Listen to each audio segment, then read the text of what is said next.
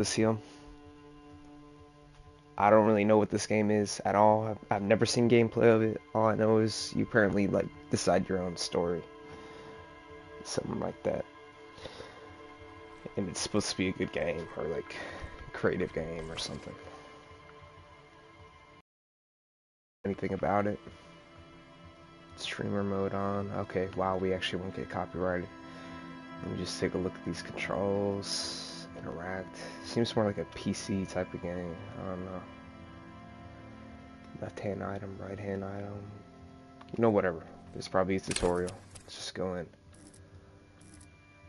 Select archetype. Thinker. Extremely intelligent, very bad with people, knows interesting facts, comes up with original ideas. I could probably do that on myself, right?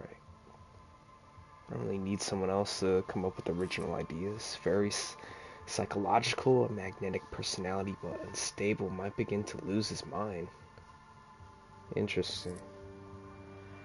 Or physical, extremely physical, interacts with the world through his body, gets things done, but dumb as a rock. Let's create our own, why not?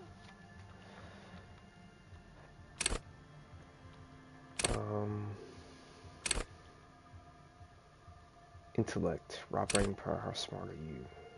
So you can only put, oh, let's reset all the points. We want to be agile in these streets, right? Let's at least be a good physique. Let's be average. Emotionally intelligent. I mean, whatever. We could be a little bit psychotic or something. Let's at least have average intelligence. Alright, we're just physically good, I guess. Or not, let's just be straight psycho. Let's have good intellect. Be agile. You know, I'm assuming we could have a gun or something, so do we really need strength? No, yeah, that's right. We don't need strength. Let's just be a genius. Nah. Let's at least be a little bit resilient. We could be weak. Just I don't even know. I don't even know. Set skills. So intellect, we have 4.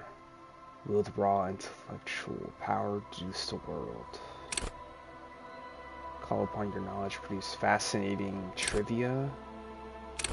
Trivia?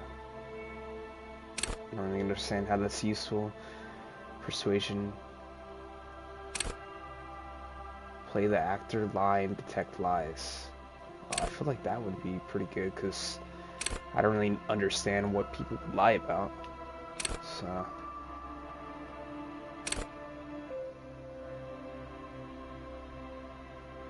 Visual calculus. Oh, I feel like that one would be pretty good.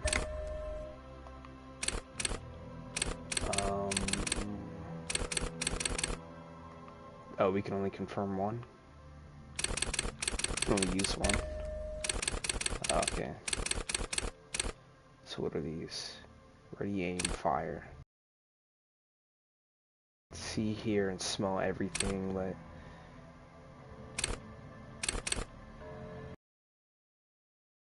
Composure? I feel like this would be more a psyche thing, right?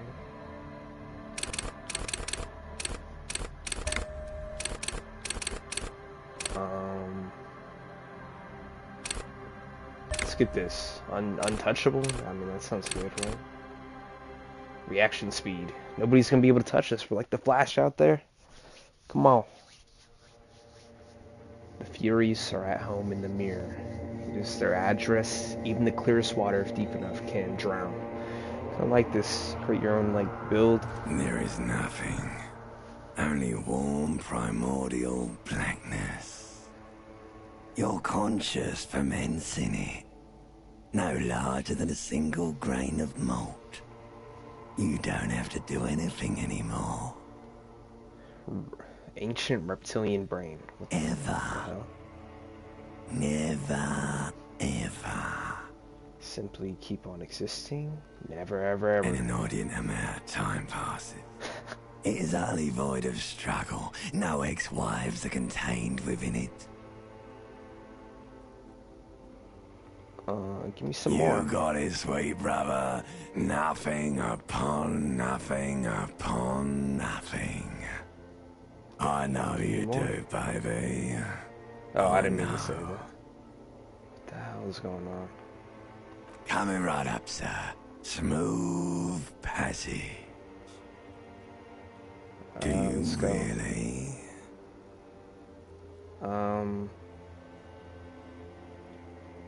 Alright. Nothing town to fuck all borough.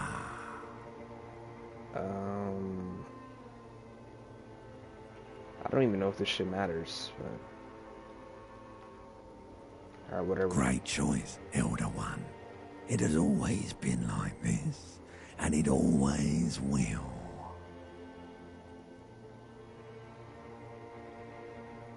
Wait, now I The need to song belittle of myself death again, oh my is gosh. sweet and endless. But what is this? Somewhere in the sore, bloated man meat around you. This game's weird. Like a fly to the ointment, your conscience sticks to it. The limbed and headed machine of pain and undignified suffering is firing up again. It wants to walk the desert, hurting, longing, dancing to disco music. The stench of liquor rises from Cue your credits, mouth, disco. and with it, an ungodly headache. I'm so confused. Yeah, A what am I? fiery streak penetrates your skull, trying to force your eyes open. It's a sound, a clarion call from hell. Limbic system, fiery. Oh, is this like character creation? Somehow, you know what it is.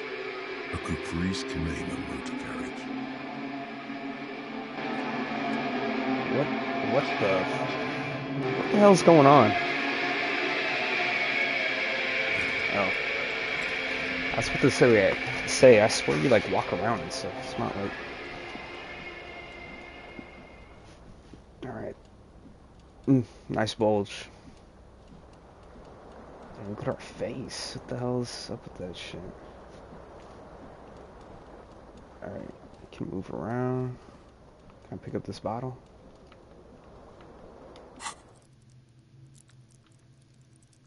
Okay, so we'll be able to level this shit up. How do I pick this up? Alright, whatever. Alright, square means to open up the abilities.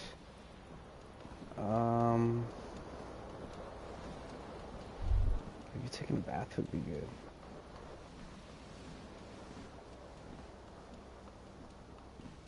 Hold up.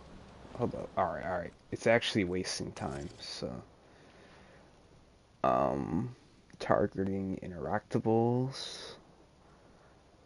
Heal health, heal morale. Action interact, context sensitive.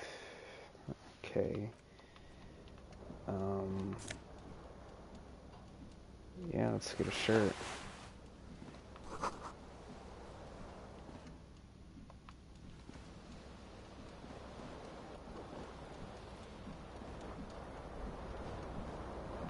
Get some pants. Come on. Get a bottle. Crack a bottle. Come on. You hear a jingle. Keys are clinking in the pocket of your flare-cut pants.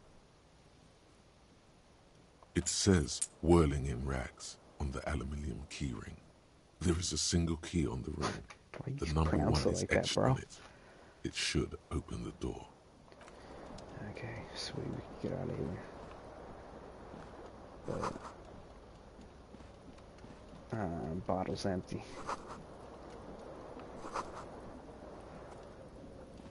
The hell?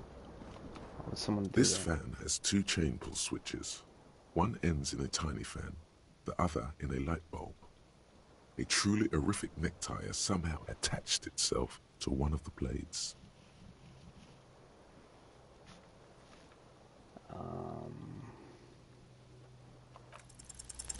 You swoop up and catch the tie. Snap. It's released from the blade. What you have in your hand is a truly hideous necktie, with 4 or 5 different patterns. The knot reminds you of a noose. The blades come squeaking to a halt. Yeah, we don't want to waste power, bro. Alright, look at us, fully dressed. I guess there's like chance we just rolled the dice The right window there to get stands that. broken in its frame. Cold wind blows in. Alright, we could use our ability. Alright, let's use it. What? I thought The we window used it. stands broken in its frame. Cold wind blows in. The shards face outward. Whatever broke this window came from the inside. How do we not remember? A fine web of scarring covers the back of your right hand, but none of it is recent. More likely a projectile than a held object. There are no fragments on the floor from pulling a tool back in after impact. It is too large for a bullet, yet too small for a piece of furniture. You're looking for something heavy and larger than your fist. Like the green shoe that's on the hat rack in the corner, which, coincidentally, is missing its friend. Congratulations, you smashed the window with your own shoe. Now you only have one. If you're lucky, you can still find the other on the balcony outside. The door to it should be outside your room. A cool wind gushes in. Your toes curl up from the cold. What the hell is going on, bro? How could I not remember this shit? Was I'm hungover or something? Alright, let's get out of here, though.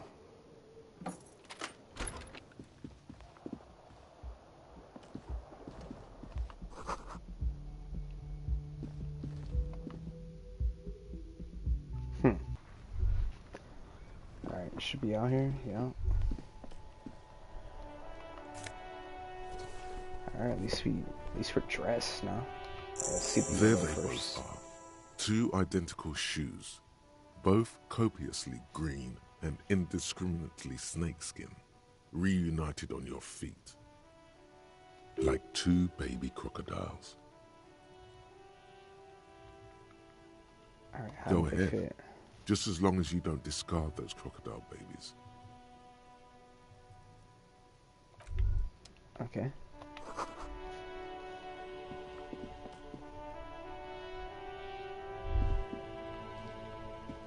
So these are just like thoughts I'm having. Smelling sea makes you dizzy.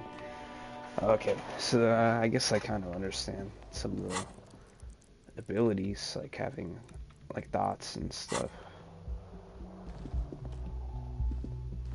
Hello, officer. I'm an officer. What's up? The young woman raises a cigarette to her lips. Her eyes are brown and her face is speckled with birthmarks. She can't be more than 28. That's young. I guess it is. Turn your bloated face away from her beauty and just keep on walking. Well, yeah, I'm an officer. No.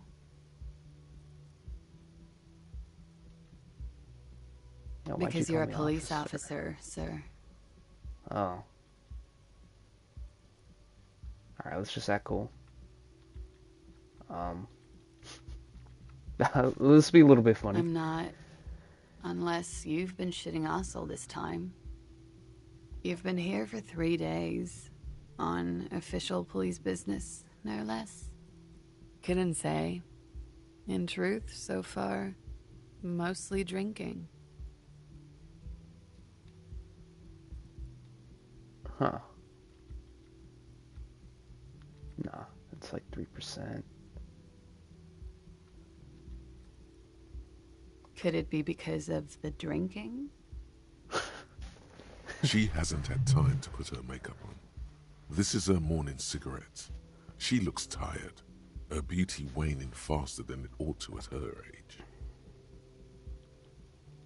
I don't think this is gonna lead to anything. Don't be so harsh on yourself. They let almost anyone be a police officer. try to... Fuck, nah. She seems nice. We don't Of want to ruin course. that. Be careful, officer. They don't like the police around here. Okay. Something stirs in you as she's about to go. Call it an instinct, a need. The need to ask questions. It's like you said the words a million times before. Reactions. She looks back at you, a light glinting off her eyes. Let's ask her some questions. Yes. What the heck?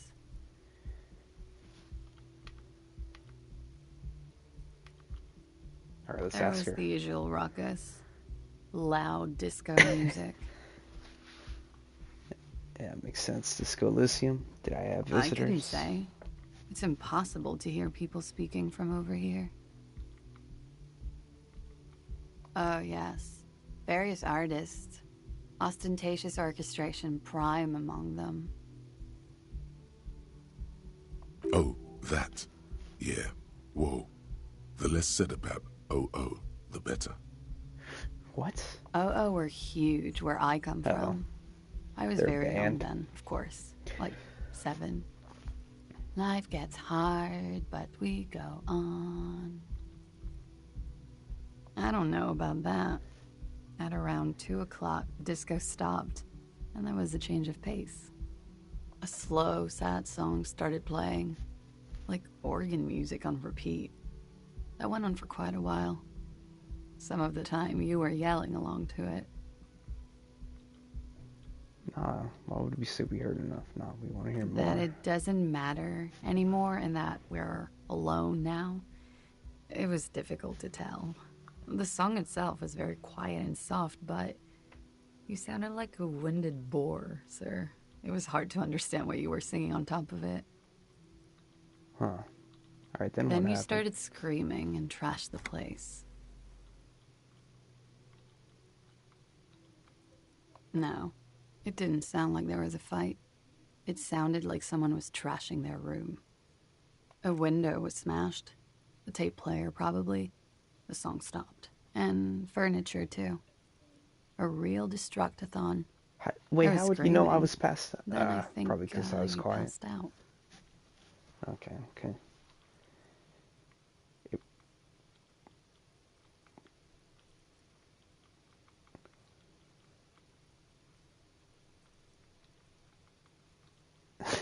It prides me to hear this. I was crashing out. You know what? There Fuck it. was. I think you screamed that you didn't want to be this type of animal anymore. I may have misheard, but it was sort of memorable. I went out afterwards. Everything was quiet by then, around 4 or 5. And that was it. Huh. The Alright, why dock do they hate workers are police pretty officers? cocky. They think they're police enough.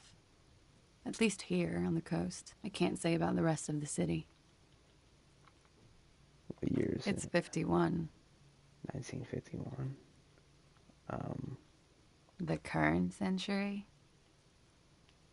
Centuries don't have numbers. They have names. And this is the current one. Oh my gosh, smartass. Civilization has existed for 8,000 years, sir. Okay. You're right. There is nothing funny about civilization. Oh my gosh, what's wrong with this girl? You're in a hostel, sir. We are in Revachol. Revachol? Never heard of that Revachol is place. the disgraced former capital of the world, What? divided into zones of control under foreign occupation. Alright, she said. Half a century after a failed world revolution, she is central to our moment in time. Wait. So she said. Been around for 8 centuries. Isn't a century just 100 years? There's no way. No. Century's 1,000 years. We live in the 20th century. Or 21st. Wait, what? No, what am I talking about? What am I talking about? Century's 100 years, and we live in the 21st. Okay. I don't know. Let me just scroll back up. So, for 8,000 years. So we're in the 80th century.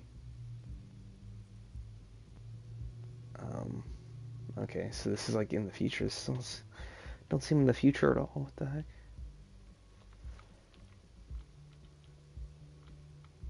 Alright, Forever and ever. Yeah.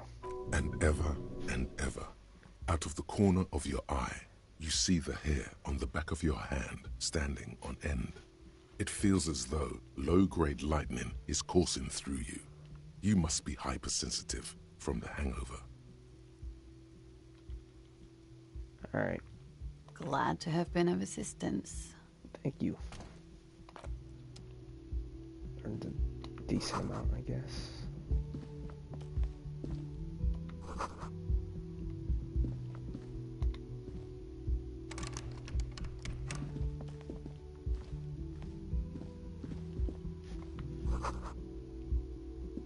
Alright.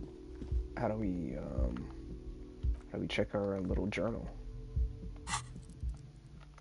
Like this.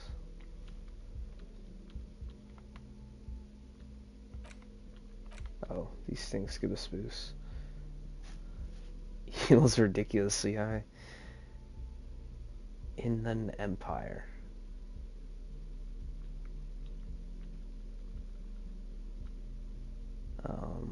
Electrochemistry tied around the crotch.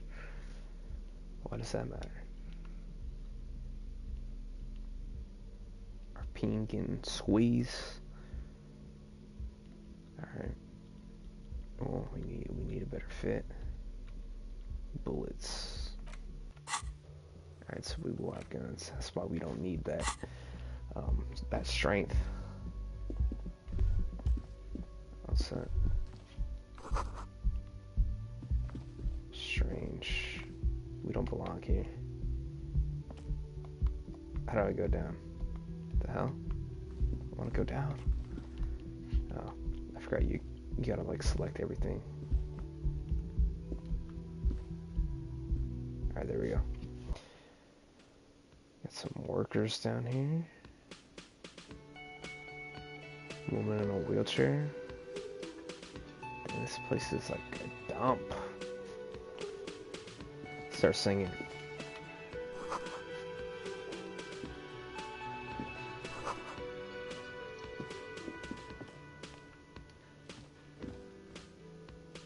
What's this?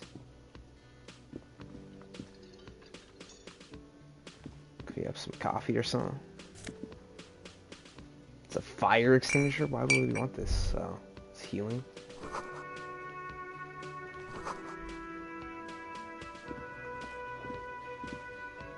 Maybe get some A man juice. in his late 20s stands behind the counter, inspecting a stuffed seabird.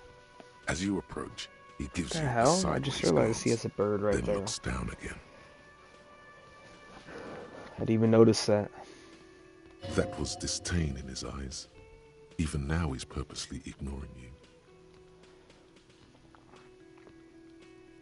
Let's look at the bird. A competent work of taxidermy.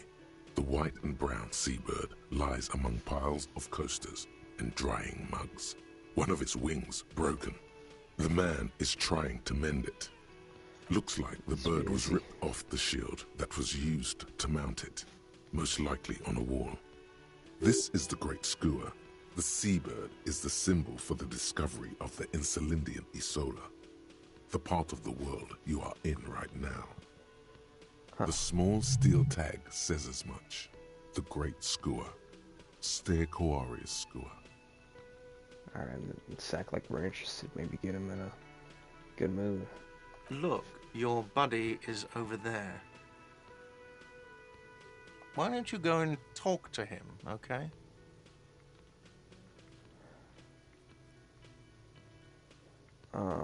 Nah, we don't want to sound confused. Whatever, he's gonna be a dick, we're gonna be a dick too. He pretends not to hear you, concentrating on the bird instead. What if I want a drink, motherfucker? No, I'm not the bartender. I'm the cafeteria manager. Then why you at the bar, dude? He's very animated all of a sudden. This seems like a touchy subject. Alright, whatever. It's not gonna get anywhere. Bastard.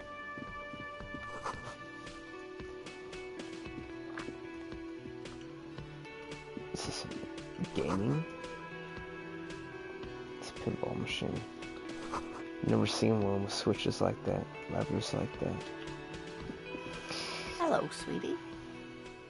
Oh, she's nice. You shouldn't keep your colleague waiting. Okay. You apparently know this dude. Walk around real quick to see if you can pick up anything else. This dude's sleeping. A colorful piece of plastic is dangling from his carabiner. Makes your fingers itch. On the counter, rolled out of his open hand, you see a blister pack of headache medicine.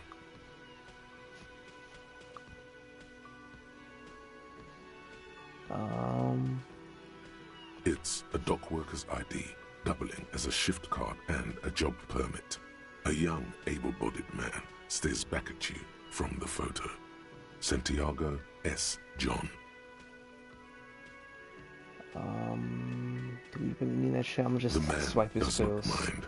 You probably need them more than he does. You've just picked up some magnesium.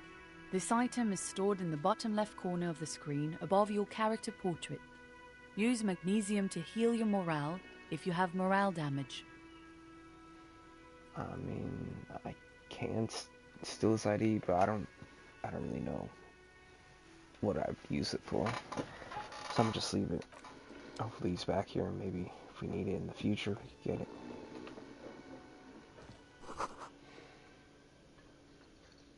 Alright, take that shit then. Alright. Enough stalling. Just go talk to this dude. That sugary black rum stain on the counter makes you teary-eyed with joy. It's almost touching how syrupy and sticky it is. How long have you been up already?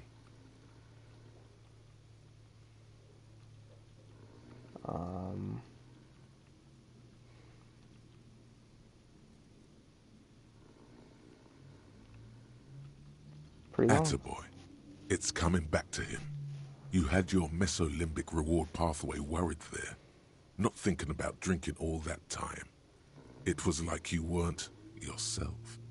Alright, I know with our pants we have -1 electrochemistry, whatever that means. Actually, should I be thinking about this? Looks like drinking hasn't turned out too well for me. I've been secretly thinking about it all this time.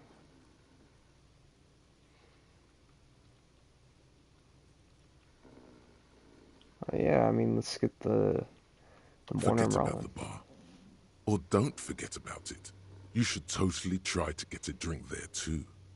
But first, you should lick that stain off the counter. Yeah, man. Let's get wild. Lick it. A stain? Alright, that just sounds evil. This voice just sounds evil, so... Alright, we'll lick it, You but lick only it, a little bit. but only a little. Only with the tip of your tongue, because you're a pleasure delayer. After 2 or 3 licks, the crust begins to melt. You could definitely go for some more. We're addicts. Oh my gosh, we're addicts. This is crazy. I didn't realize it was dried up. It's just craziness.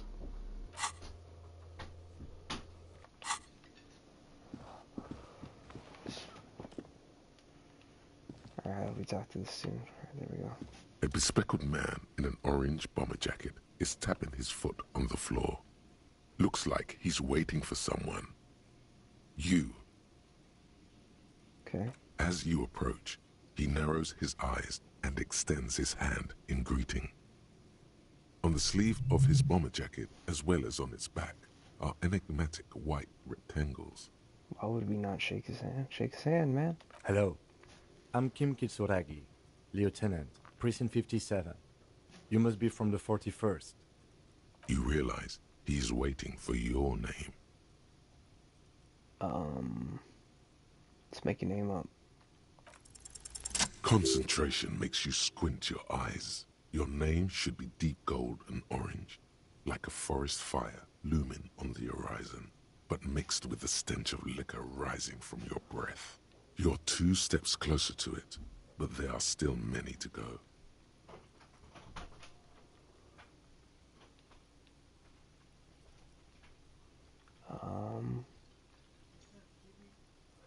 Not yet time to reveal my name. Why wouldn't I just say it right now?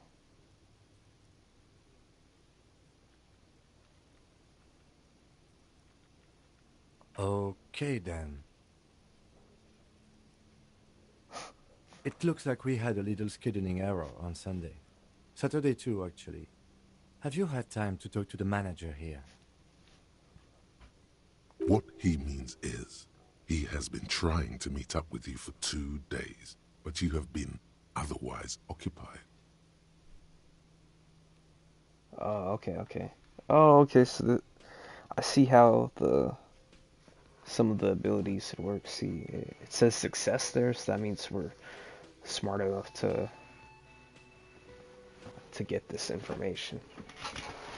Alright. What he means is he's been trying to meet up with you for 2 days, but you've been otherwise occupied.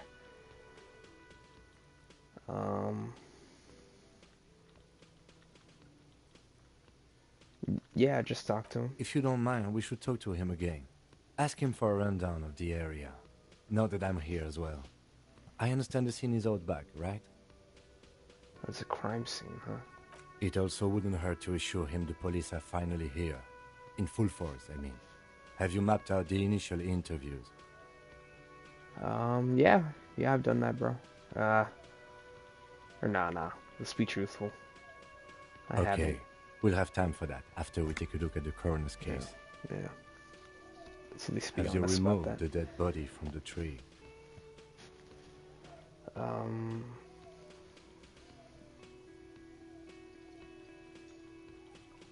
No, not yet. So, the body is still in the tree. This is the first time you detect a weariness in the lieutenant's voice. It is obvious he would have preferred for the body to no longer be in the tree. Well, yeah. Well, I mean, getting the body out of a tree, that's tough. Where it has been hanging for 7 days straight. We should go there as soon as we are done talking to the owner.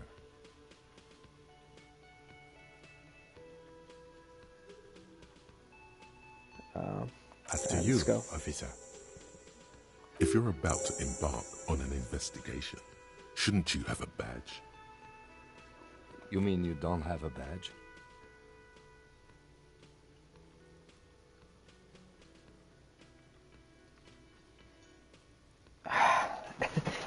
Alright. I feel like we gotta come clean about all this stuff, because pretending like that's just gonna look so embarrassing. Just be honest that we don't have Losing your it. identification card is a serious matter. My vehicle has a shortwave. You can use it to report your badge missing. I advise you to try to locate it as quickly as possible. But getting the body down should still take precedence. Lieutenant Kitsuragi is now in your party. You can talk to him whenever by interacting with him. Alright, nice.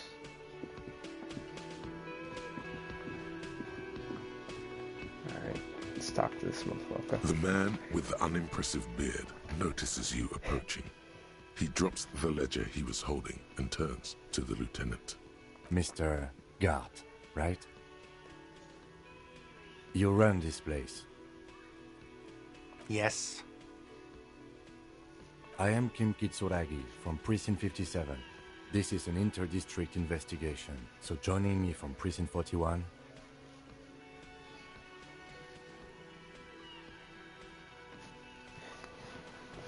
Currently in between names. Can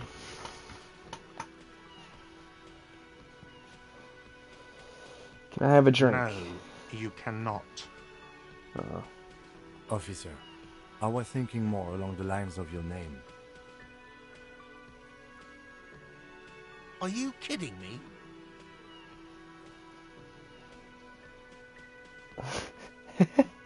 Right. Now, I know it took us a while to arrive at the scene. It also took you a while to call us and report the dead body. It was you who placed the call, yes? No, I only just got here. It was probably Sylvie who called you. She usually works the bar here. I'm only temporarily taking over her duties. So why'd you say you're not the bartender, bro? Do you have her number? As a matter of fact, I do. This sounds like something you can use to call this Sylvie later. I mean, You said obviously, you just got yeah. here. From where? Are you a local? What, of Martinez? No. I live in Jamrock. I only sometimes come here to keep an eye on the place. This is just one of the many, many cafeterias I manage. But you still know your way around, yes? In case we need directions. Yes, I know where some things are, but as I said, I don't live here. I just used to work here. And I'm not going to start working here again, if that's what you think. I mean, why do we care? We just care about getting the information, bro. Fucking sassy ass. I didn't dude. imply that. Detective. Exactly. He probably means this is where you step in and ask your questions. All right. His face expresses profound doubt in your having this. All right. So. All right. We don't care about this stuff. We don't care about this personal stuff. Where's the body? Behind this building, there's a courtyard. They hoisted him up on a tree there. That's easy. See that door there? First you exit through that. Then, to your right, you should see a big hole in the fence. A really big one. You can get to the courtyard through there. No need for the keys. The hole is big enough for the Franco-Nigerian cavalry to fit through. Why She did went Sally away go in? because none of your business. Well, Have they not been telling you you're a cop?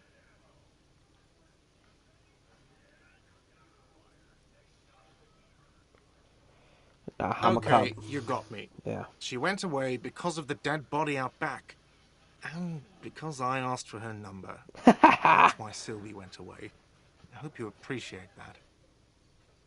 So you asked for her number and she was so disgusted she had to leave, yeah. Sounds about right, motherfucker.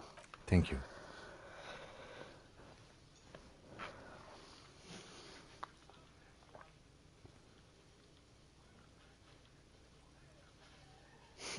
Is it? Because I thought you were supposed to be investigating the lynching, not my employer conduct.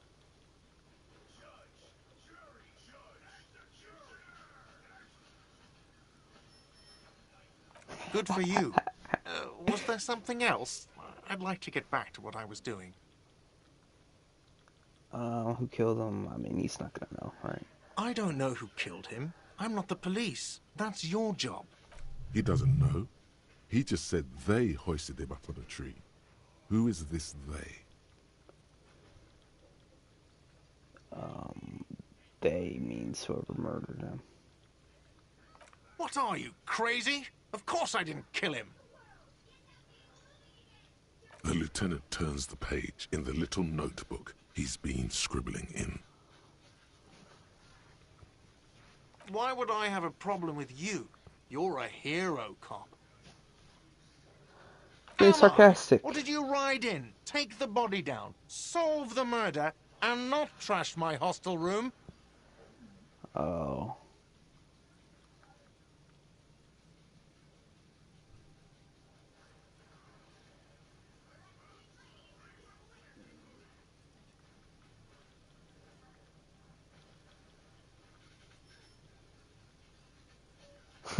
Yeah, I did trash the room. But nah, Oh, it's we don't not. appreciate that. You're right, it's not. Yeah, you're right. Good call, buddy. Good call, buddy. I would have had you arrested right here. Let's go. Not so fast. You owe me 130 real. For what? For what? Oh, you don't owe me shit. Well, officer, you're right. You don't owe me shit, you owe me money. We do not need to assert ourselves here. We only need instructions from him. This is the proprietor, remember?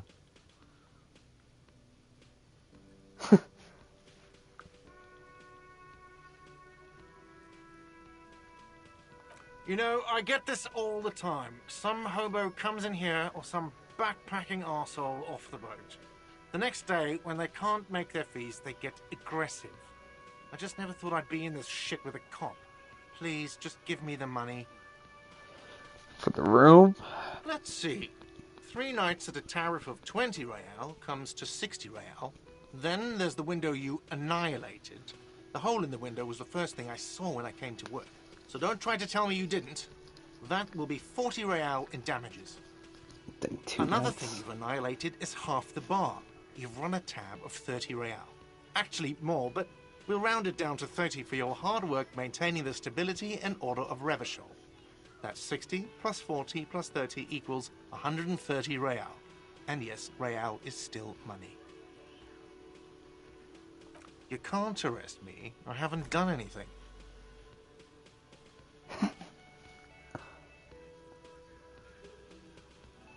Lost your nerve before.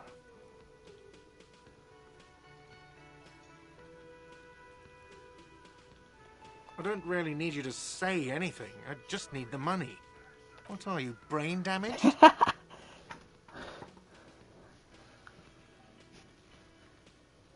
Money is what grown-up people use to pay for things. Things like this hostel room, or 8 bottles of potent blend, and 9 packs of Royal Extra.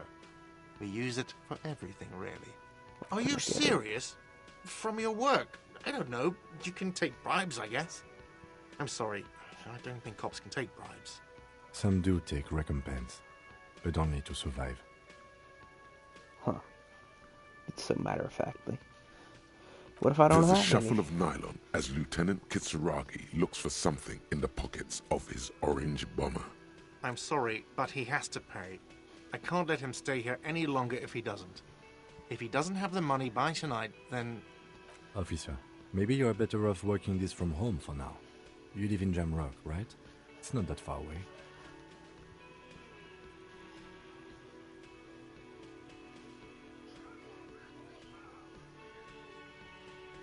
Fuck this place. I'll see what I'm sorry I couldn't help more.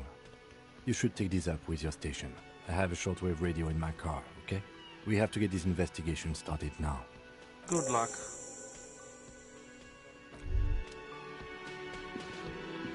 By the way, where is home? The address is coming up blank, and this place sure isn't it. But you've been at this hostel cafeteria for only 3 nights. Where were you before? You had to be somewhere. You don't really know, do you? A vague, blackened image doesn't sound like somewhere you can stay if you run out of money. Fuck everything. Hobocop. You can try. Run some addresses in your head when you get the time. Maybe a street or an apartment will appear. How do you do that? Internalize.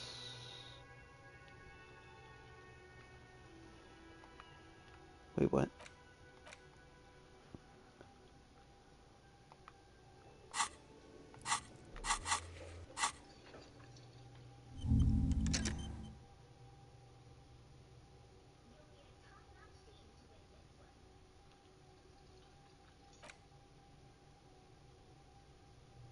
Research time 6 hours?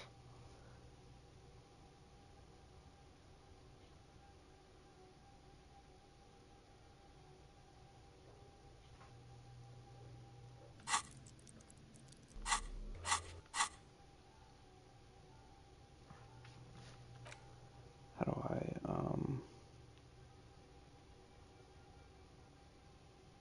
so am I just doing it right now? Yeah.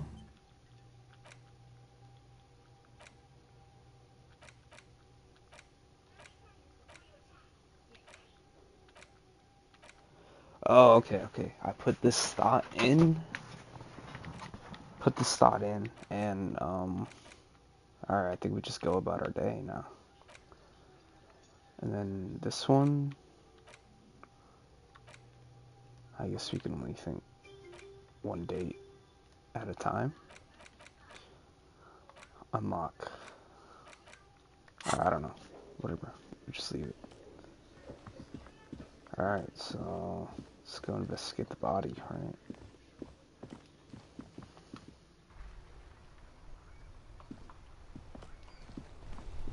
Alright, you said there's like a hole in the fence.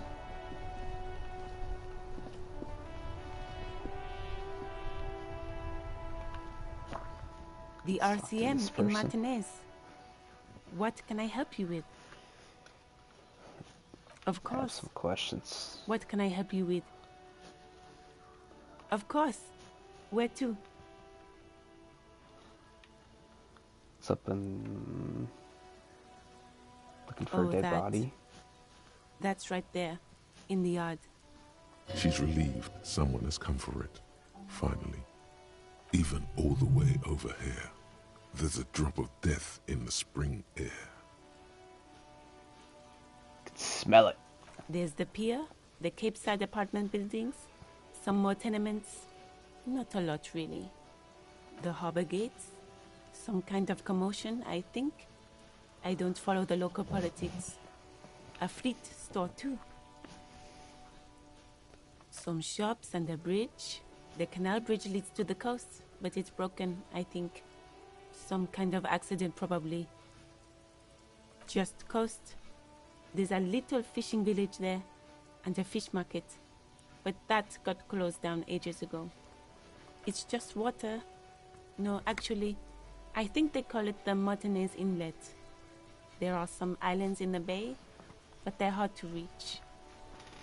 Okay. Okay. No problem. She's very well composed, back straight. Nice. Me? I am just a gardener. She hides it well, but behind the sweat and dirt there is something else in her rigid posture.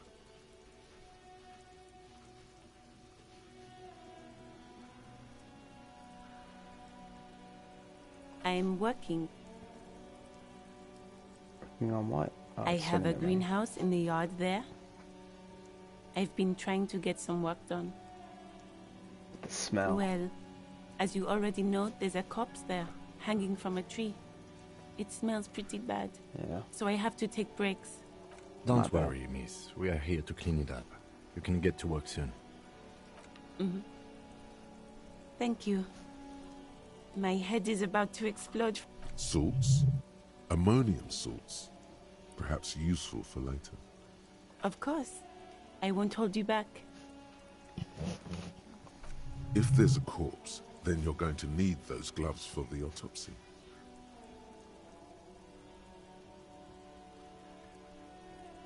Sure, keep them. I have another pair. She's so nice. Wow.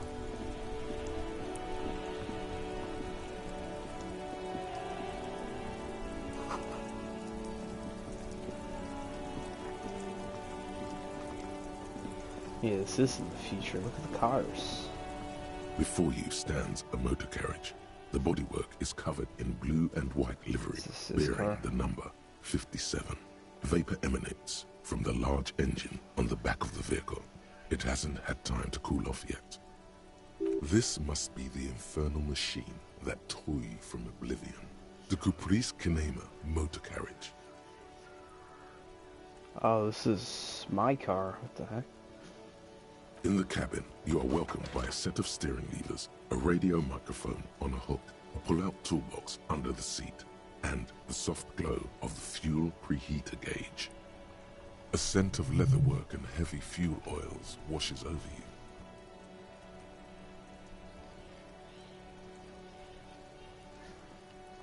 A metallic drawer slides out from under the seat and clicks into place. The tools inside are neatly organized. Take what you need, officer. It's going to be a long case. I'm not Oh, no, protective this of is my fine, tools, okay. like some men are. Wait, where are we from? What district did he say? He's from 57. I think it ends He's in clearly a little protective of his tools. But what can you do? Work is work.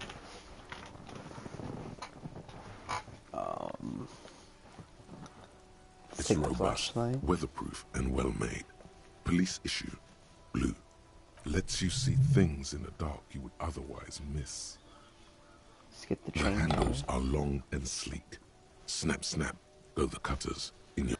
You can do good work with these. Cut chains, locks, and ropes, especially belts. Yeah, I was gonna say we need it for the rope. The pry bar Pry bar feels too. nice and cold in your hand, heavier than you'd think. Useful for opening all sorts of doors and lids. The pull-out toolbox slides back into its nest. Preheater gauge casts a warm glow on the steering levers and the radio on its hook. The frequency tableau lights up and the green button labeled Prime Line glows like a feline eye. And then you hear something. The soft purr of electrical kittens. Radio waves cast far and wide over the metropolis. A woman's voice greets you through the static. This is Precinct 57. Hello, Lieutenant. How may I assist you? Hello, Alice. Please assist our colleague from the 41st precinct here. I'm putting him on. Operating the radio is easy. Just be confident. You've probably done it 1,000 times. This is Officer Alice Demetri, Precinct 57. How may I assist you? Under the green prime line, a yellow saved button catches your eye. You wonder what the lieutenant's default radio station is.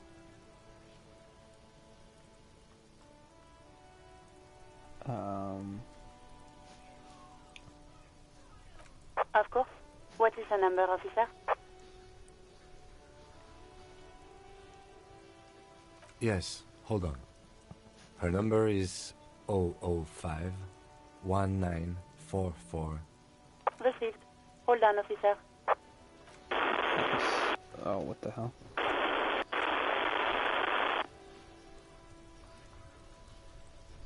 Give it a minute. She might be busy at the moment.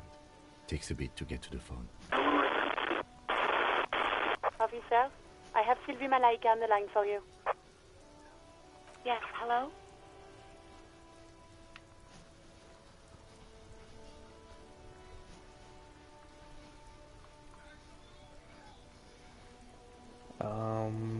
Yeah, let's act like we met. Oh, right. Hello, officer. What can I do for you? No, not me. No, sorry. I don't. Not a lot of people have phones around here. Copper thieves take the wires. Huh. People don't have the money to have the cables put in again. They use the Union's phone, or the one on the coast. So the Union has a phone, and there's one further down the coast. Got it. It was someone else. We'll find them sooner or later, officer. I It think I just had might take a line while. there. What? Of course it bothered me. But I thought the Union already knew about the corpse. No one calls the police. The Union would get angry. You know, what the Union says goes. People listen to them and they take care of their own, which is like everyone here.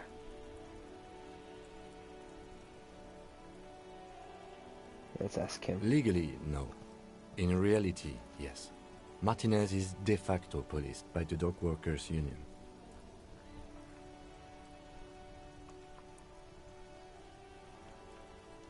I don't know Let's what to back tell up. you, officer. I didn't call you because I didn't want to get in trouble with the others. With the Union. I'm sorry about that. Yeah, go on. You mean, why did I leave the bar? Honestly, I'm not really comfortable discussing it with you, sir. Oh, we know why.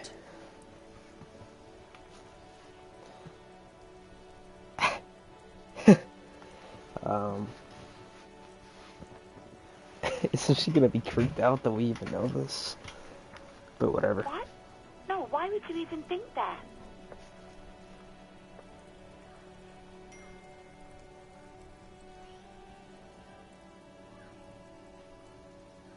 Please, don't bring Gar into this. It's none of your business. God, why can't you just mind your own business? she mutters. I already said I don't want to talk about this. I do hope so. Please, don't call me again. Bye. Alright. You hear the call I don't know why breaking I up even on the asked other that end shit. of the radio, and I then should just the not already said familiar anything. voice. Anything else I can help you with, officer? Just a second, officer. 10-2, 10-5. This is 41st. Come in. Over. The man uses relay code. You've got this. You're a cop, and cops know relay code. 10-4, message received. 10-5, relay message. What's your status? Over. 10-18, state your message, sir. 10-9, over. 10-4, message received. This is a very serious situation. I need to 10-22 the captain. Over. Is it him? What does he want?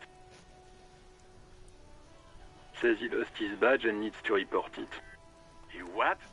He lost his badge? Who lost his badge? Dick fucking Mullen. Who do you think? Okay, well, now we know our name. It's Officer Dick Mullen from the bestseller Dick Mullen and the Lost Identity. Okay, never mind. We don't know our name. Dick Mullen is not your name. It's the name of a fictional detective who would not lose his badge. Defend yourself. Immediately. They're laughing at you. He says this has probably happened to other policemen before him and laughs sarcastically. Oh goddamn it. Is he fucking kidding? The whole station's gonna be dicked for this. Satellite Officer Vikmar is wondering if you might be joking and adds that this tarnishes the reputation of the entire station. Over. Mullen dicked us. Bro, it's just a lost badge, bro. He's asking you to stop, says this is serious. Of course it's serious. He lost his fucking badge. Satellite Officer Vikmar concurs, losing your badge is serious. Over. 10-4, I hear you, officer. I'm just going to make a note here that you are in pursuit of your misplaced badge. Over. Fuck me. Mac, come here. You've got to hear this. Dick Mullen lost his badge. What's going on? Super Cop here lost his badge. He lost his what now? His badge. He lost his goddamn fucking badge. Is it really that much of a deal, bro?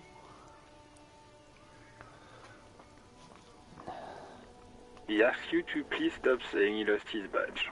Why? Did he find it? Sergeant Orson was wondering if you found your badge yet. Over. You don't have a comeback.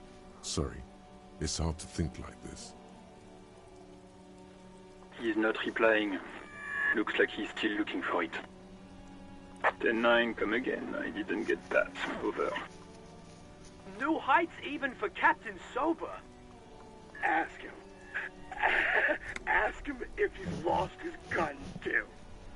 Sergeant Orson wants to know if you lost your gun too. Over. Check your pockets. Check your... Holy fuck. You don't know where it is, do you?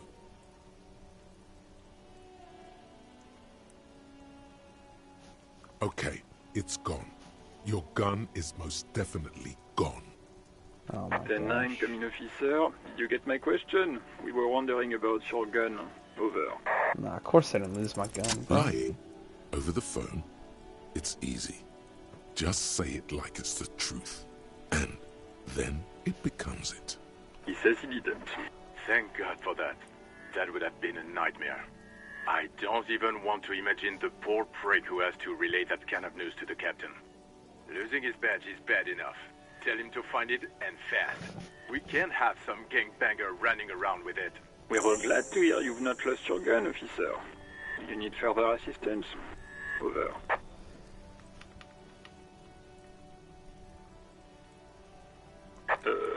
Okay, 10-4, sir. I hear... Wait. Before you say anything stupid, think it through. You're going to be looking at a straitjacket if you tell everyone you lost your memory. Be smart about this. 10-4, sir, I'm not hearing your question.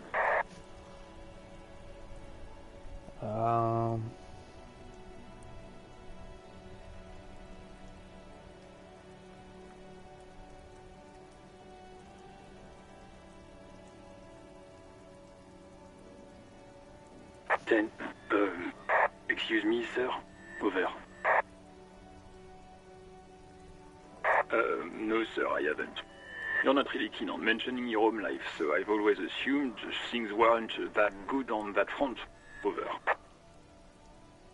What? What is it? He's still on the line? He wants to verify the information on his badge. But of course, it says Dick Mullen, High General of the Revacholian Cavalry Force. Tell him to stop wasting time. What do you need, sir? Over.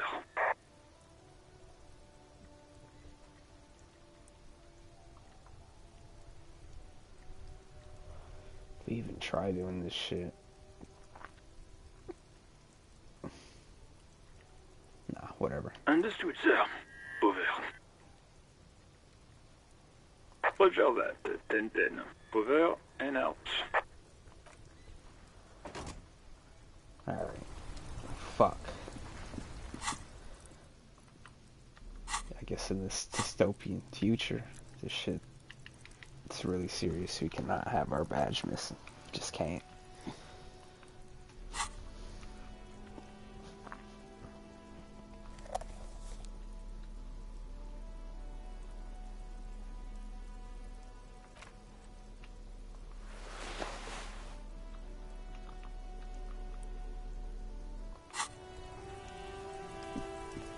Alright. Let's go take out this body.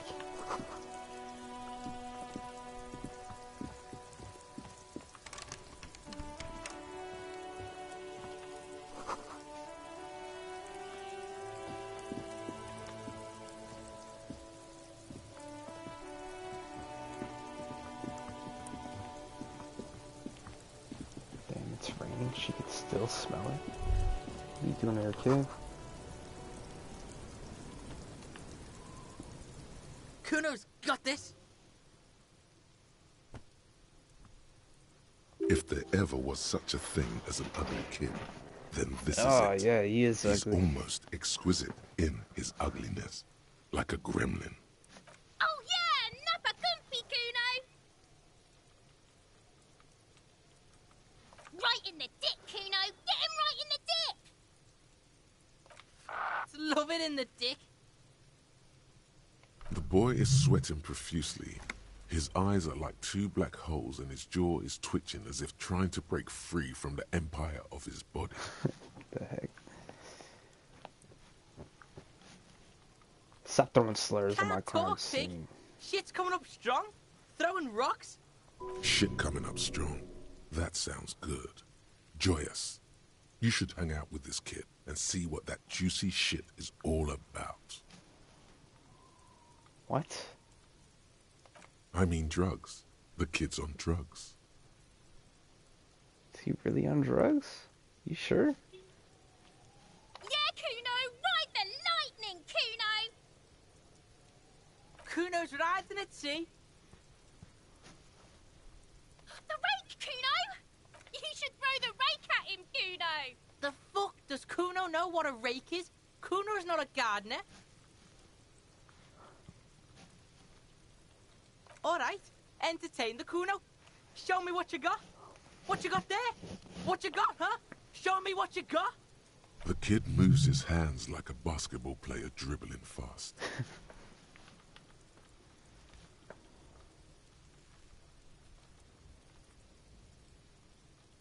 Right, pig. This is where Kuno plays with his little wooden choo-choo. What do you want with it? Yeah, whatever. Kuno doesn't give a shit.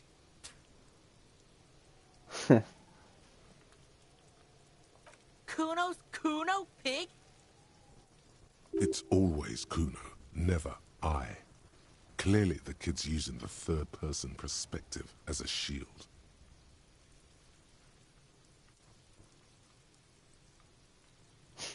The fuck are you calling a third person? Kuno's the fucking first person? Watch out, Kuno. He's trying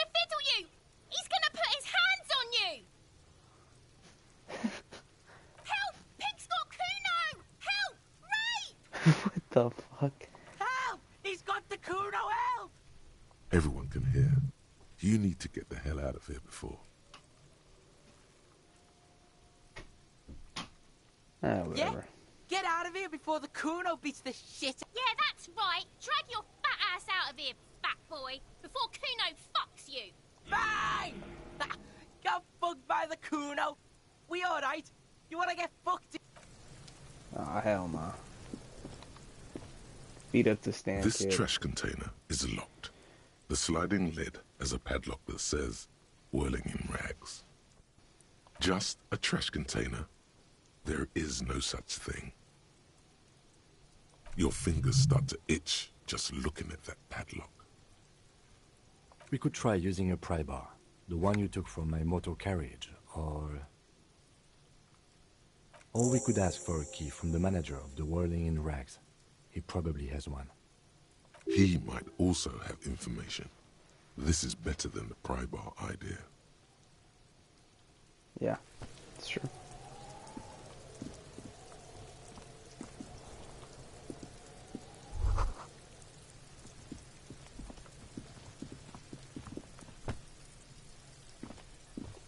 This is the greenhouse.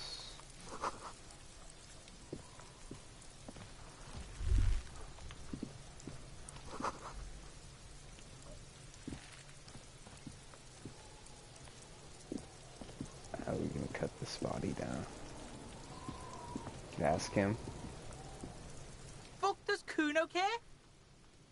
Shitload pig. What's your question? Don't tell the pig shit, Kuno. This is where you quickly ask him questions. Real cop questions. Like a cop. Probably climbed. Kuno was busy down the road when that shit went down. You heard Kuno. Kuno wasn't even in Martinez. Kuno wasn't in Revachol. Kuno wasn't regional. I don't know. Some fucking Mesk or I don't know. Some other place. Night City. Kuno was in fucking Night City. Chill. Chill. This dude's coming under no pressure. We don't think you killed him. There is no Night City anywhere. That sounds like the name of a city in some pulp science fiction novel. Where is Night City Kuno then, gives huh? this info out on a need-to-know basis, and you don't need to know. Kuno didn't smoke the gimp, if that's what you meant. Thanks, Kuno. That's one name you can now cross off the list. Just a couple of pigs sniffing around in the dirt. That seems pretty fucking suspicious to Kuno. Yeah, you tell the faggoty, Kuno. Kuno's fuck gimp. Kuno uses the fuck gimp for target practice. He's trying to hide the fact that he doesn't know. Kuno knows all kinds of shit. Kuno's not a snitch, that's all. Trying to make the Kuno sing into the popo phone. You're testing Kuno's patience here. Get lost.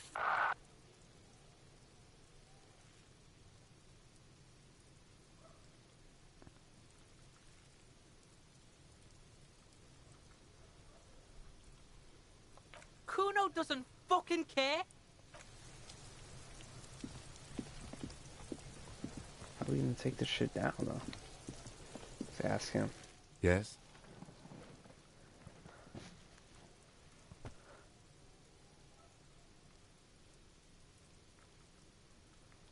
No response. He just arches his brow. He's having trouble processing it, believing it even. Have you tried concentrating on something other than your personal affairs? There is a sudden, harsh edge to his voice, like he's tired of hearing about your personal affairs.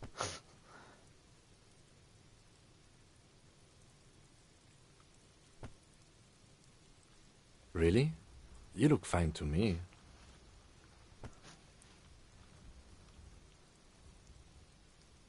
This psychodrama is unbecoming of an officer. Clearly, he prefers to think you're malingering. He cannot fathom that anyone could drink so much as to retroactively erase their entire life.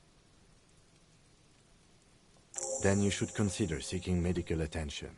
You can use the radio in my kinema to call your station's Lazareth. Was there anything else you wanted? Oh. We're Gucci. Alright, so we added a task.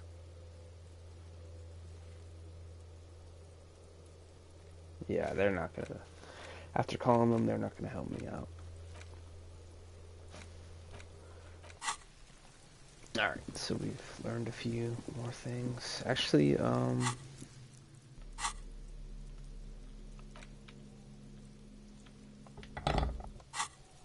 should be able to just cut them down, right?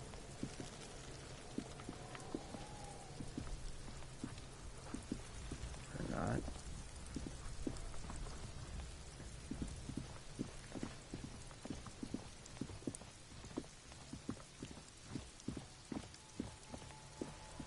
We need like a ladder or something. Let's go back in.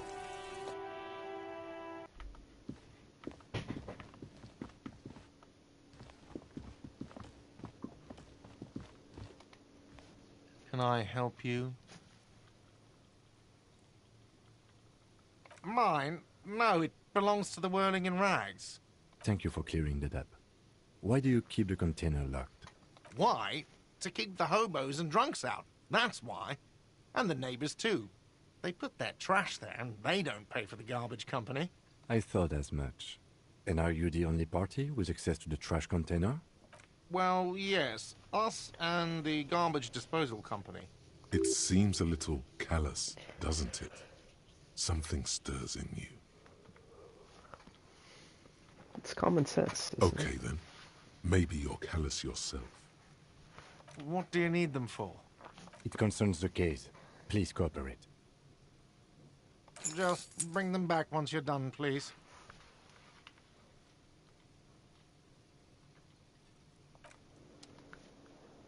Alright, alright.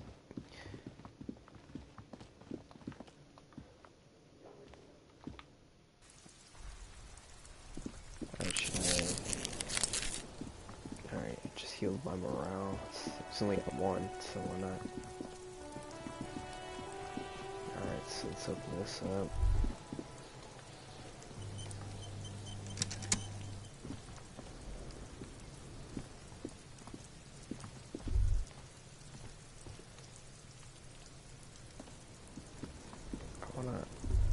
There we go.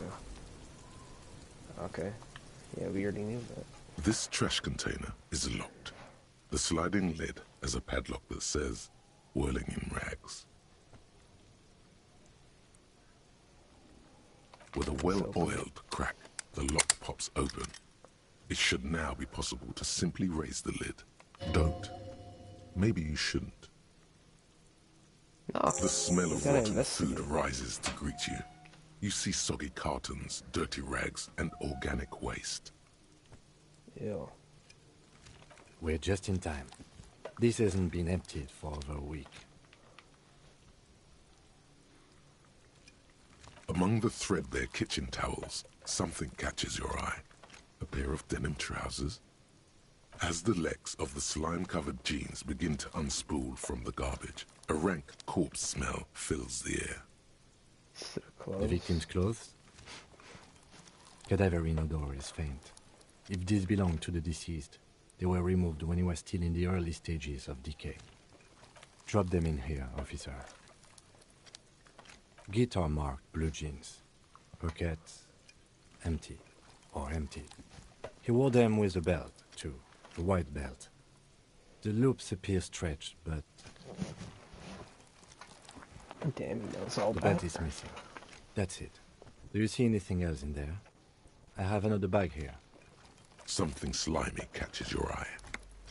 A drab, long-sleeved shirt, olive-colored, appears from the food waste, dripping with pus. Ew. This is a military-type overgarment. No label or serial number. This is the kind of rib-knit shirt that's worn over light armor to conceal it in an urban scenario. The rest of the rags are just kitchen variety waste.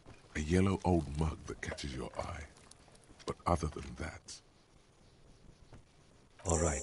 We should go to Gart again and ask if he knows who put the clothes in the trash. It could be as simple as someone from the hostel cleaning the yard. Or that one. I'd advise against confronting that force.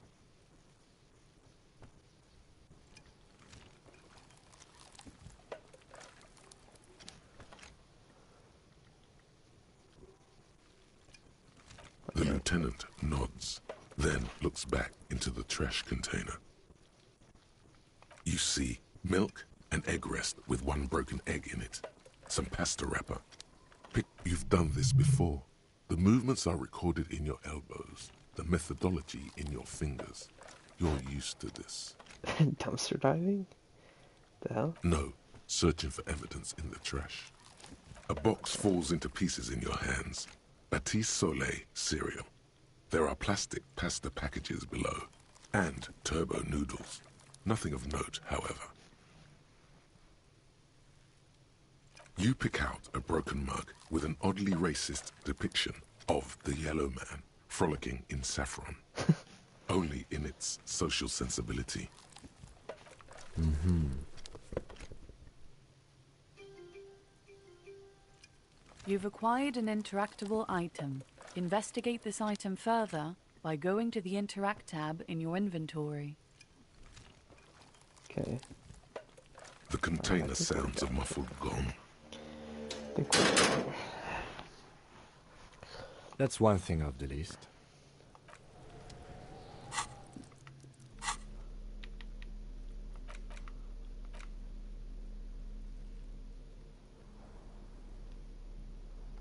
It's just a racist mug. What's there to read here? Not, oh boy, here we go. What are you going to say about a broken, tossed-away mug that you dug out of the garbage?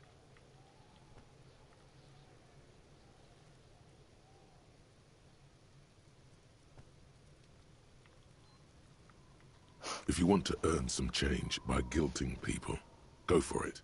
But if you want to earn real dough, finish the case and start getting paid again. Yeah, you're right. Alright, already got here. This question is not very bad. Let's question him. Kuno, the pig's getting pretty close to me. Come to snuff my shit out, I think.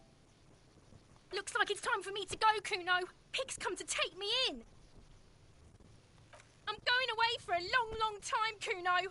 Going away for life. What's going on there? Fuck are you trying to pull, pig?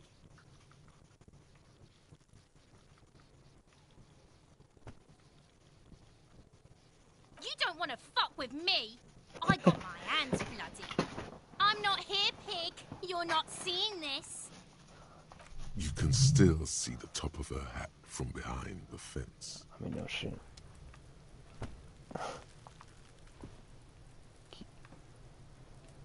Alright, well, whatever. I think we're just talking to him.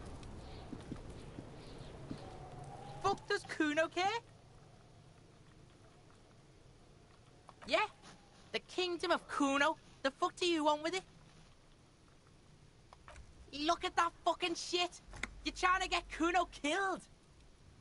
Fuck does Kuno know? Kuno's not a fucking acrobat. Yeah, pasty fucking boy. The lieutenant takes a quick note in his notebook. Really? Is that noteworthy? Kuno! Don't climb it, Kuno! Dunno. Kiptas gardener used to work there. Kipt is a pejorative term used to describe people of South Seminese or Areopagite descent. It used to be a common first name among the Areopagites of Ilmara. Not so much anymore. Interesting. Look, Kuno doesn't explain shit. Kuno just says shit. Yeah, her. What was she doing in the greenhouse in March anyway? What kind of gardening is done in March? Oh, that's actually true. I'll ask her. Yes, it seems suspicious. You don't like things being like that. Suspicious. Yeah, Kuno doesn't know shit about that. That shit is beneath Kuno.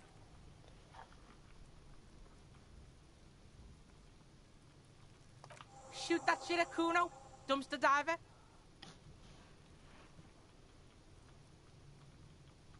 Don't be wondering about Kuno's shit, pig. That's your shit? The trash?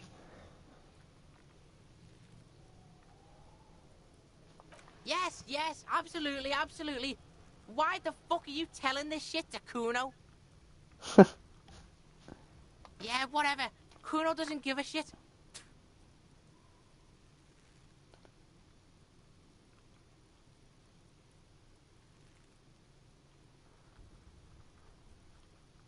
The fuck about it?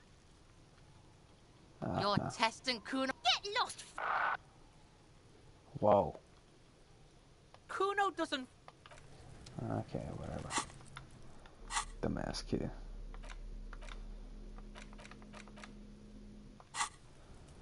Alright. Fucker shit himself.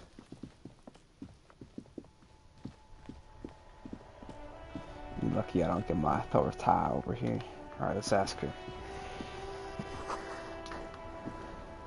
No, ask her questions.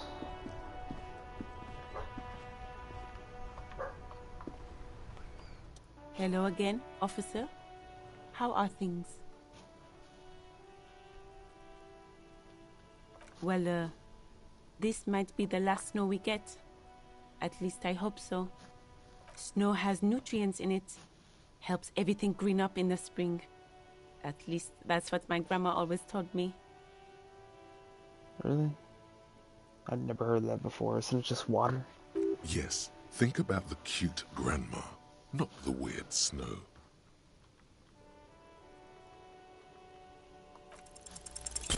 All you can see is the fact that her skin is a different color from yours.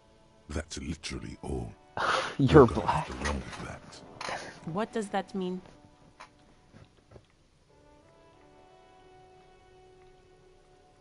Nothing. We should proceed with our business in Martinez.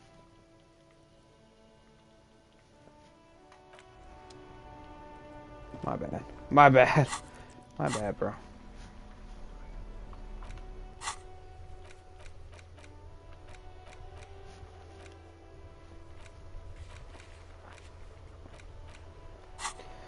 Alright, so we gotta go back in, question them.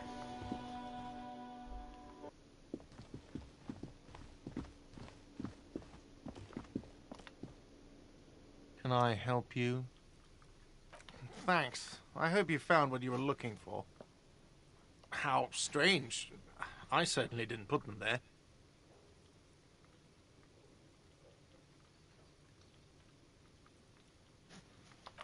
Sylvie had the keys before I got here, and I can vouch for her. I can vouch for all my staff. None of us would tamper with the crime scene. The trash collection service, CS Municipal. I don't see why they would put anything in the trash, though. There has to be one of y'all. Ah, the elusive CS Municipal. I doubt we'll be able to track down who was sent here last and when. This will have to be one of those little threats that solves itself down the road. Thank you anyway. Alright. Yes?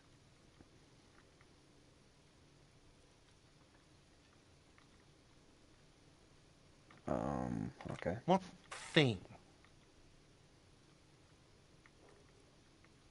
What? By the way, you should come back to this thing-based questionnaire if you see anything interesting in the whirling later. Alright. See you later, bro. We going here? Seems like it's staff only, or... Yeah.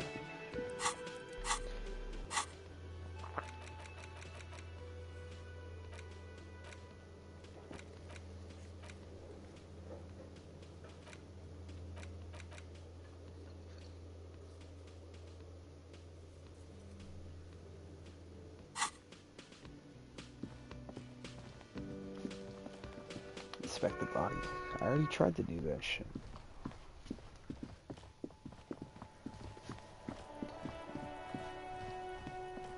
How do we get it down? That's the question.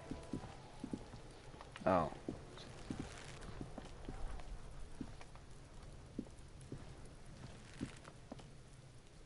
The corpse looks at you with bulging white eyes.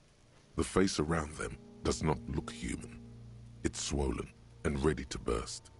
His lips are fish-like, and his tongue like a ball gag in his mouth. His feet. You seem to be holding your breath. A cargo belt twists his neck at an unnatural angle. The body below appears stiff. It's letting out an ungodly rot. The smell seeps in, even through your clenched nostrils.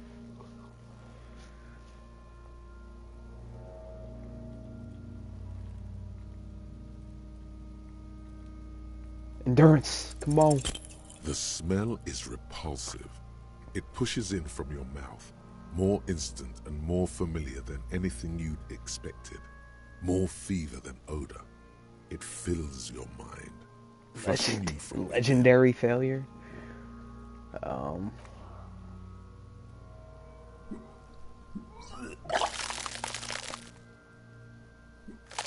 I meant to say just walk away. Whatever. I'll just throw up. You feel a great force ringing from your stomach. Your body curls and pushes it out, burst by burst, until a pool of vomit lies under your feet, and your throat stings from the stomach acid. The smell of Commodore Red rises from the pool. Among it, distilled spirit and bits of shish kebab. It's okay. Happens to everyone. Keep it. Thanks. The hangover is clearly making this worse for you. You could use some ammonia to clear your head. If you can handle the headache, some officers use it to deal with cadaverine odor. I can't handle the headache. Oh. It's more likely he can handle the smell, unlike you. That young woman, the gardener, mentioned she used salts for the smell. If she doesn't have any, there might be some in the fridge store nearby. Acquiring ammonia will provide a modifier to the white check. Modifiers make checks easier and allow you to retry them. Alright. So we're gonna ask her for salts. She might be mad at us, though. No.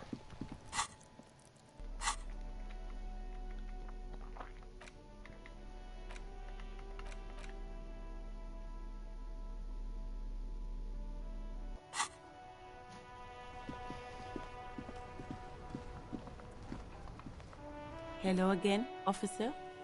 How are things? Sure, I'm done with them. Go easy on that stuff. It gave me a terrible headache.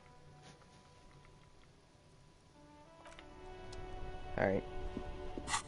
How do we use it?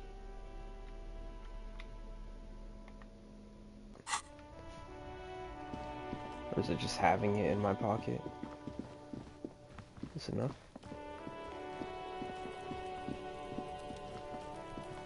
Alright. Check out this damn body. Ooh, There don't he even still look is, human. looking right through you with his white eyes. The body below is entirely dedicated to that corpse smell. Emitting it is all 80%. it does now. It's still just 8%. Active decay. It's okay to throw up, officer. No one is judging. He's about to blow! Cop's gonna blow, Kuno! The ammonia only makes it worse. The combination forces tears out of your ducts. You manage to keep it in once. The second time, not so much. When the vomiting is done, your cheeks are wet with tears.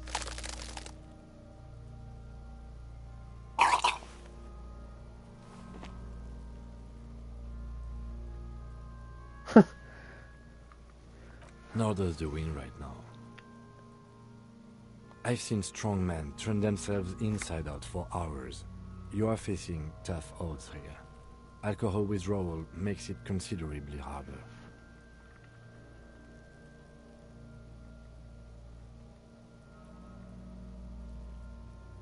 No. This is a two-man assignment because it needs 2 officers to complete. I need your help. You need to get your shit together. We should go talk to the locals. Find something else to do while the wind changes. It's pretty bad right now. You've gained a thought. When this dialogue is over, go to your thought cabinet and internalize it for special bonuses and effects. Give it half an hour. Get yourself together. Then come back and have another go. Alright, sounds good. Alright, let's go to our thoughts.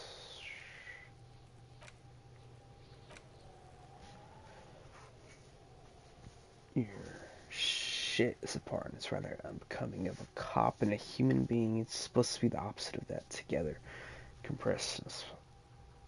Alright, 30 minutes. Compressed to a small area to achieve a solid level of shit compression. Squeeze your brush together for 30 minutes.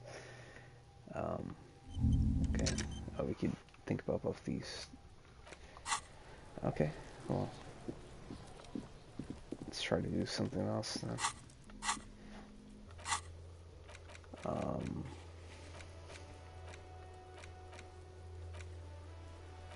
It's called the station, I guess.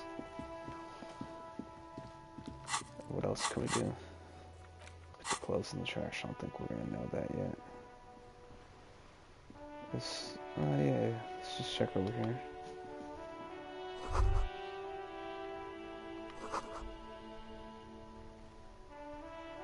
Man from Hemshaw and the Wildfire. Is that Norse mythology? I don't think so.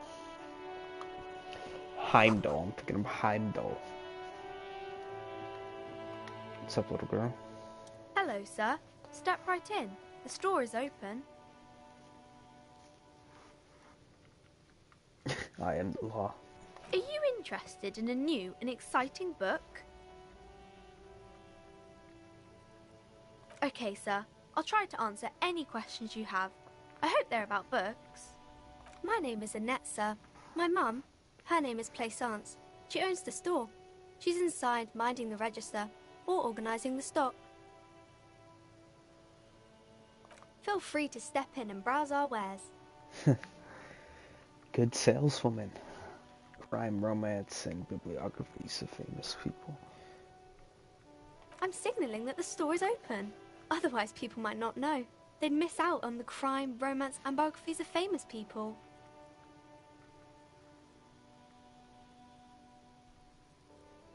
What the fuck? Thank you, sir. I'm happy to help Mum out with the store. I do my studies at home at the moment. I have to help Mum keep this place running. Mum says it's necessary to do both because it builds character. Mum says a proper worker is dutiful. That's how you get ahead in life. You succeed. I mean, at least she's around books all the time. There is stress and unease behind these words. She's reciting etiquette. Mum says it's peachy. She was a little afraid at first. There's talk about this house being cursed. Good to hear it's going well. It's nothing to worry about after Cursed she in the just way says that all makes that them say shit. that no business has ever really thrived here, sir. That they all go... Ass up. I wouldn't really say it like that, but I guess so.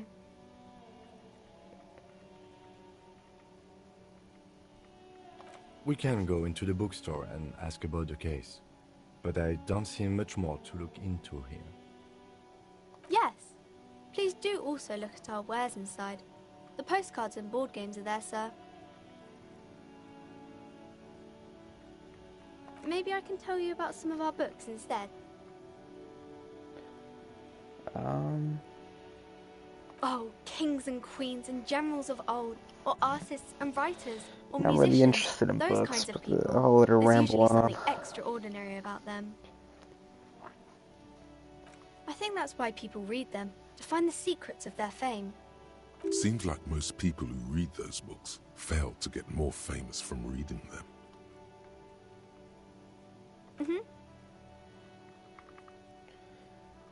What is this Crime crime fiction business? is about murders or burglaries or things like that, and the work of a policeman or a private detective who's trying to solve a crime and catch the criminals.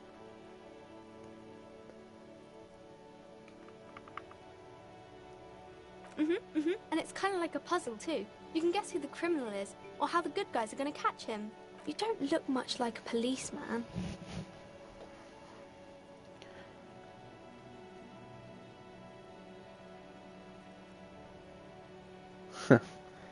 Didn't mean to offend, sir. Sorry, sir. It's just that you don't look like Dick Mullen.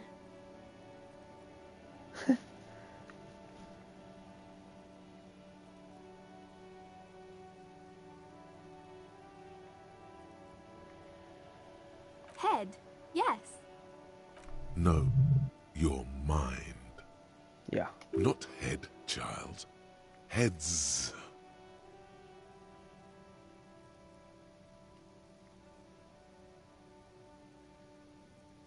No, he's wicked smart in the stories. Like you, sir, of course. He's just a fictional character. He's no match for you. Thank you. Maybe you can show me some real police work, sir.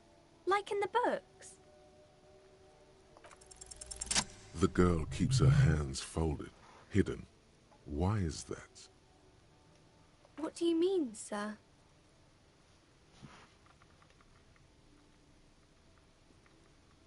She looks around anxiously. Her hands remain folded in front of her. She doesn't want to show them. She had some The type of lieutenant disease. stands by, looking at the two of you with little interest. She brings out her reddened hands, her nails frayed, nearly chewed down to the flesh. Oh. And you knew this from me keeping my hands folded? Well, that proves nothing. Anyone could do an easy deduction like that.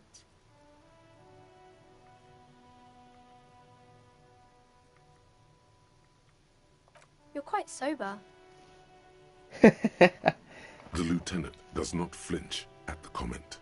He does not flinch even a single bit. He is intensely not flinching. It takes effort.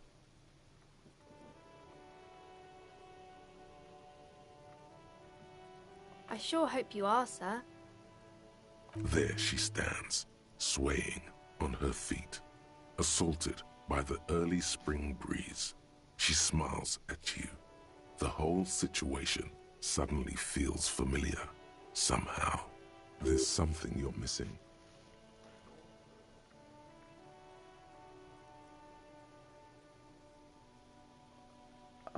No. Let's talk about romance. It's the Why type of not? book where there's a rich lady and she has to choose between the good man and the bad man. Or there could be a story about a poor lady getting a rich man. It's about man and lady business, sir. It happens, but usually the guy gets rich in the process. Or should actually be rich himself, but has lost his family property unjustly, like during the revolution or something. It's unfair. Those are unhappy books, for most of the pages.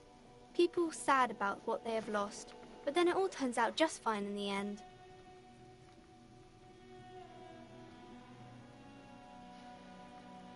I haven't read many of those. Maybe you should ask Mum.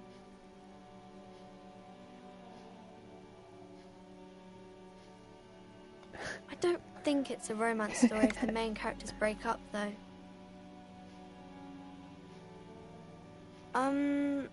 No, I don't know. Yes, she knows books, definitely. What was that?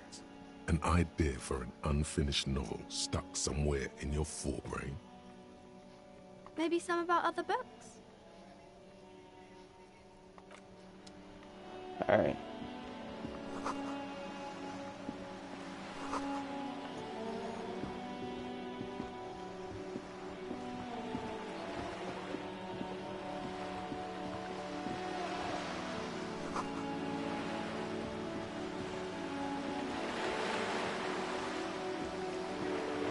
Why not look at this trash?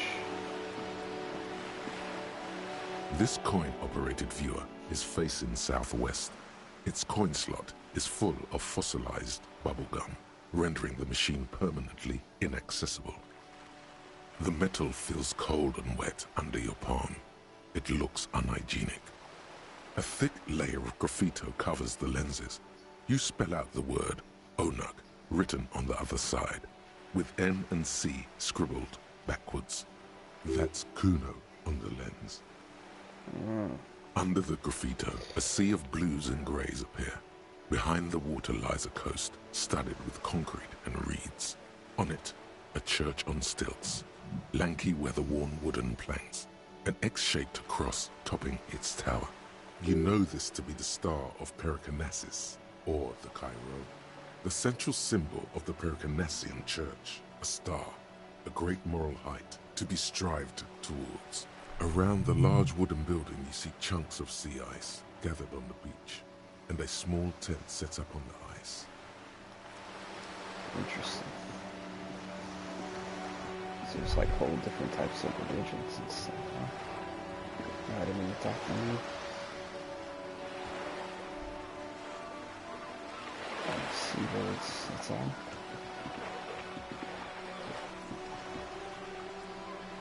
Phoebe, we don't care. I want to talk to this guy. Okay, whatever. Alright, why not talk to this woman about the crime? You know, maybe she knows something. Maybe she got all this knowledge of these crime novels. She knows something.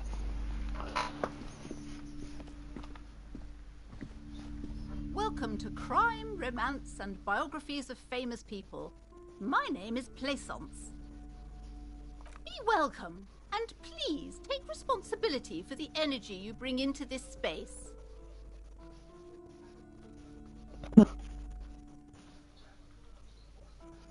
I am the proudest owner of our little shop of culture. Alright.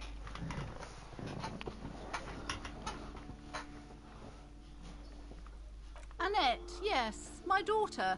I hope she wasn't slacking off again with her nose in science fiction. Science Tell fiction, me, oh was she my at her gosh, post what a doing travesty. her job like a proper girl? Wonderful. Did you talk to her? Great. On a scale of 1 to 10, how compelled were you to buy books after talking with her? My precious, her dedication brings joy to my heart. If you have children, I hope they turn out as great as my Annette.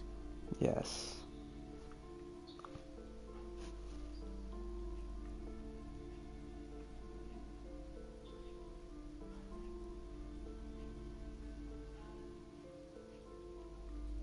God. I've told her not to do that. It's such a disgusting habit. She'll get over it. Anxiety is a part of life. The woman before you scans the store, her shoulders rigid and tense. Every now and then, she nudges her glasses. Alright. Cursed? Who said that? Annette?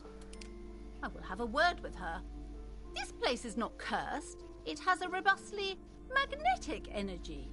Good for commercial activity. My business is thriving, sir.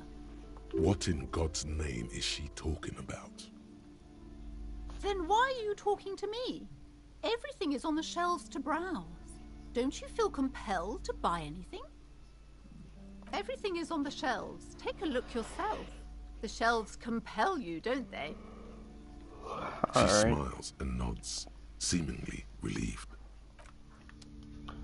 Damn, you can't talk to me about your damn books.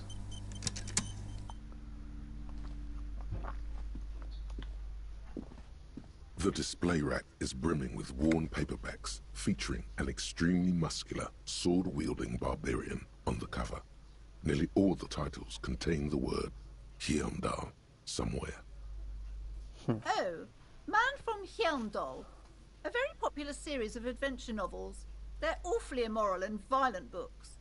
Blood and violence, scantily clad women, epic narratives, all those mystical things he encounters. They're bound to grab those with little imagination and nothing to do. What does it matter? They're all the same. However, the customer is always right, they say. Why do you have these books here if you don't like them? I'd recommend Hyundalaman, the Man from Hyundal. It's supposed to be a good introduction to the series. Rows and rows of Hyundalamen blur your vision. You make out some titles. Man from Heimdall and the Mammoth Riders. Man from Heimdall, maybe 100. Man from Heimdall and the sages at the end of the... Not even close. Man from Heimdall. Man from Heimdall and the Forest of Slaves. Man from Heimdall under the lake. Man from Heimdall. Heimdall burning. There's even the Trial of Death, a pastoral combat game book set in the world of Heimdall. Alright, let's leave. I thought that maybe this woman would have useful information. Ship compressor. Bizarre scientific news from Revachol West today, where a police officer's shit has been observed at a pressure of around 495 gigadecimals.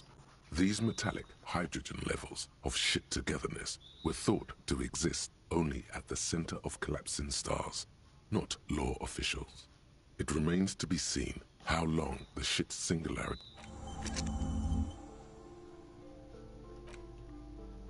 Alright, nice. So we should be able to do that then. Alright, so we can level up all these things. Let's level up,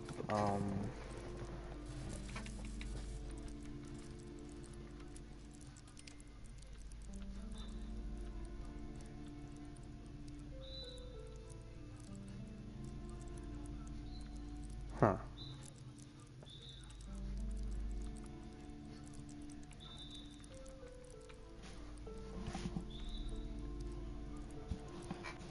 Alright, I feel like being an actor would be good.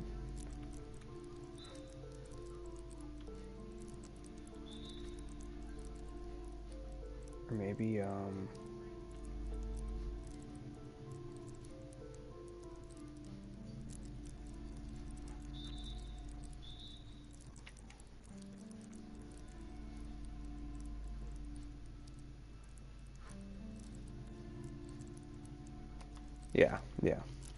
Let's learn how to lie, just in case we ever need it.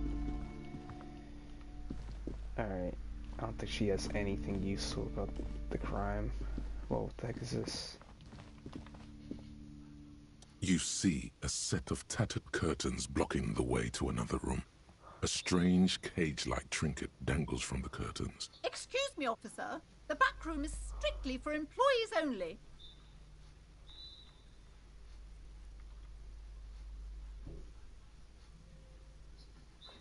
Nothing. Now please go back to browsing the books. Don't you feel compelled to look at the books? The books are all you care about. Right, she speaks almost as if she's trying to put a spell on you, urging you to buy more. Oddly enough, the more she tries to draw you away from the curtains, the more alluring they become. You see some kind of charm, an irregular polyhedron assembled from bones, sticks, and straw. Inside, a disturbing... This is a traditional Seminese ward, meant to provide protection against ill luck, bad dreams, curses, and other supernatural scourges. Inhabitants of Île de Fantôme, the Seminine Islands down south. Aside from poking at it suspiciously, there is nothing else to do with the fishhead charm at this time. The curtains remain shut before you. Just as you're about to pull apart the curtains, the petrified voice of the shop owner cries out once more. Sir, don't touch that. I told you it's off limits for the customers. Parapsychologically speaking, we're done if you decide to open them. I won't be held responsible for the consequences. It's too dangerous. She looks away, mumbling. Why is everyone always messing with the curtains? Why can't they just buy books like normal people?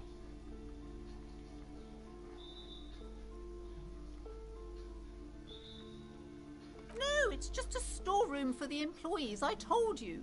Now please step away from the curtains. Why? It's not like anyone was killed there. I'm sorry, I don't mean to be so impolite. Just please don't go there. I can't allow that. You'll only make things worse and unleash the powers.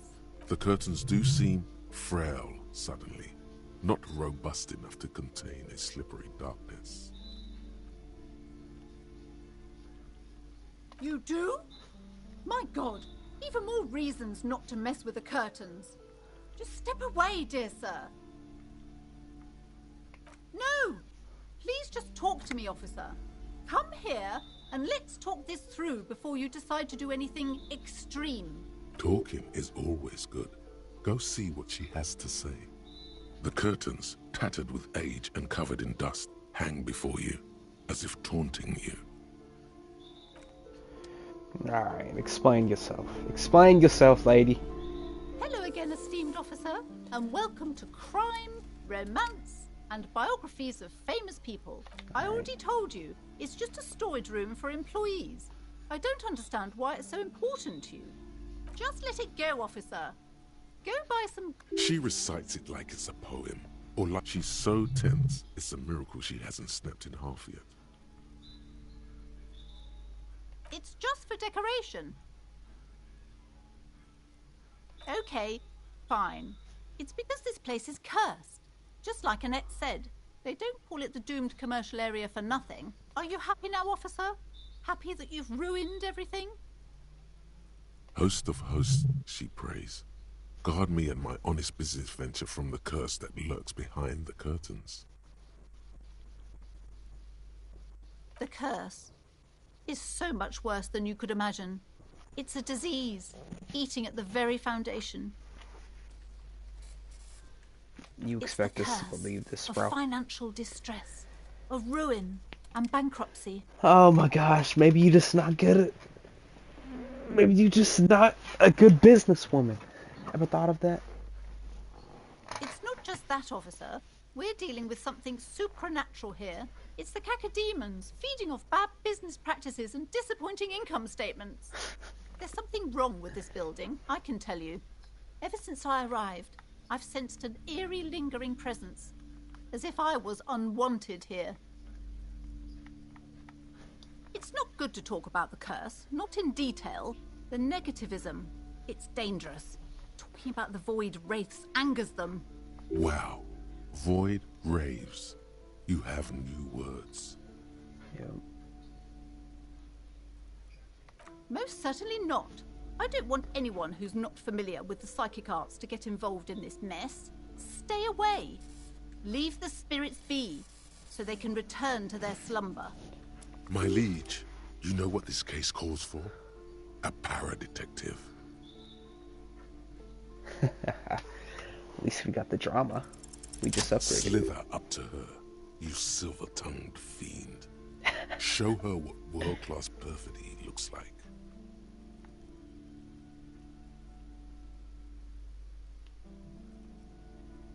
Are you sure? Don't think I haven't seen charlatans before. Charlatans. It's a good vocab word. You're no para-detective. You look nothing like one. And you're clearly a drinker. Pardon me for being so blunt, but... You look like one. Yeah. Got the flashlight right on your face, putting the pressure on The her. lieutenant keeps his usual stony calm. He silently picks out his notebook.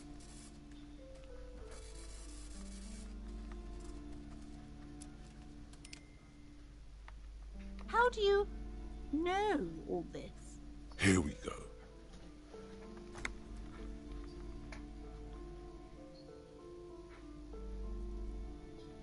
I should have realized. A pattern lies within the fabric. The hand of fate guides us. Our meeting couldn't have been mere chance. She buying this shit. But I am not the only one at risk. I have to think of my daughter. You are certain you can help us? Keep us safe?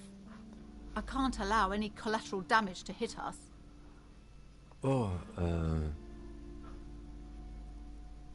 I can assure you he is a police officer. Very knowledgeable.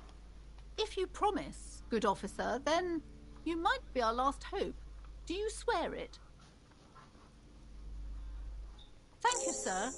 There's one more thing I haven't told you about yet. The entity. Do not act surprised. You know of these things, sire. You have? The entity takes the form of a woman, a witch probably. I've suspected that she must be connected to the curse ever since I first saw her. Did you know that she lives inside the chimney? Yes, that chimney is part of the building's central furnace, and it's enormous. She has barricaded herself behind some metal security curtains. God knows what she's doing there. Capital G. Oh God, so I guess they do still have the same. Some unnatural magic, I assume. You should go find the entity and ask what happened to all the companies Alright, don't in the worry, building. woman. What is the source of this curse? You mean such an old hag before. Door behind the curtain. Oh, And you begging for us. do return to Check me it after out. you've looked round. I'm quite anxious to know what she has to say about the curse. What you discover in there. Unbelievable darkness and ruin. What you discover? Probably just some office space. Don't be scared. Alright. Let's check it out. You see a set of tattered curtains blocking the... You see a dimly lit room full of dusty furniture and trash. A doorway stands in the back, covered in dozens of scary little Seminese wards, your shadow looming over it like an omen. Oh!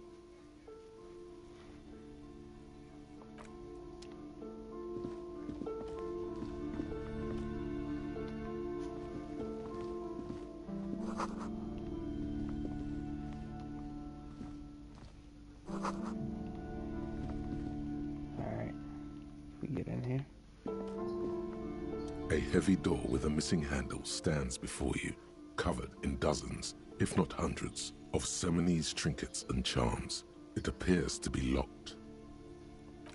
Only an echo. No one is there. A hollowed-out, dark echo. Ooh. Nah. After exerting some force, you manage to turn the key. It's eerily silent. The door slides slightly open, letting a draft of cold air into the room. Just go in. Damn, this dude's probably so confused on what the hell's going on. What is this place?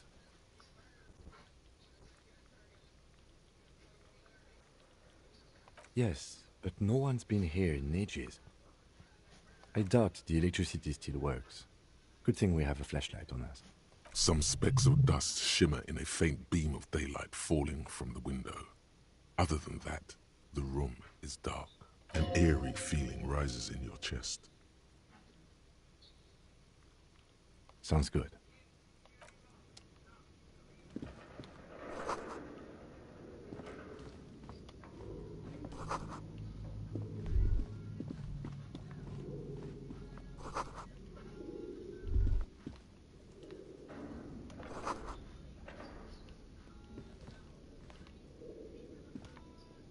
Let me lift. A barbell lies on the floor. The color has worn off its weight plates. It's 60 kilograms. Your triceps hum at the sight of these weights. Show the world what kind of beast it's dealing with. Lift them. There are no collars on the barbell. This is a safety hazard. They could fall off. Damn, legendary. Hell no. You're right. The weight may fall off. Better not touch it then. It would be a violation of EPIS safety regulations if the gym was still operating, but it isn't. No one's supposed to come here anymore. Alright. Damn, this dude knows everything. Damn. Dude has no fun. Shot put ball. Okay.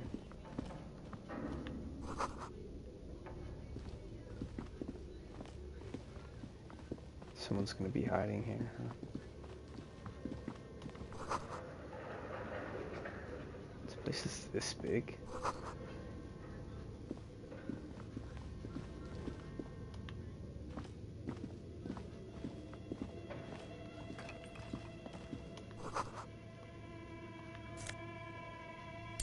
Ooh, money. Finally.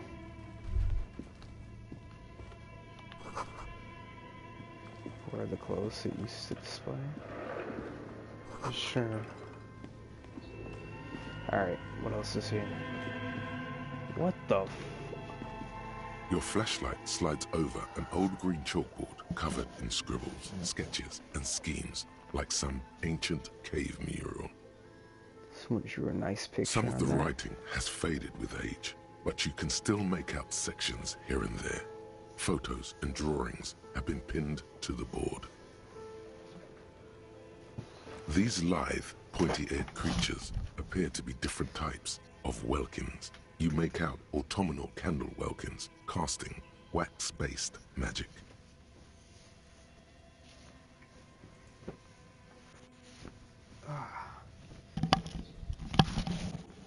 Alright, what time is it? I think it's already like 3.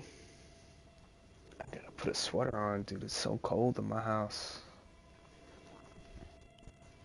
Translucent Welkins, with organs shining under their skin, and even ether Welkins, hailing from the vast emptiness of sidereal space. Okay.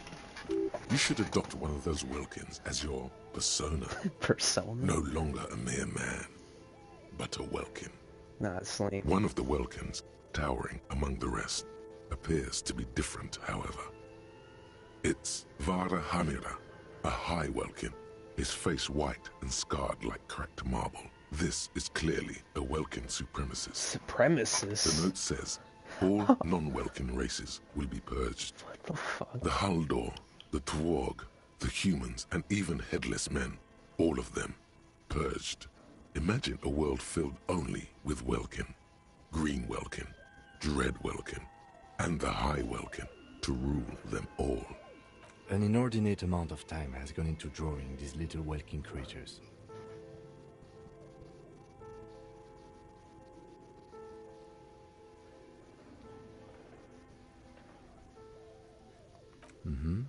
Political commentary.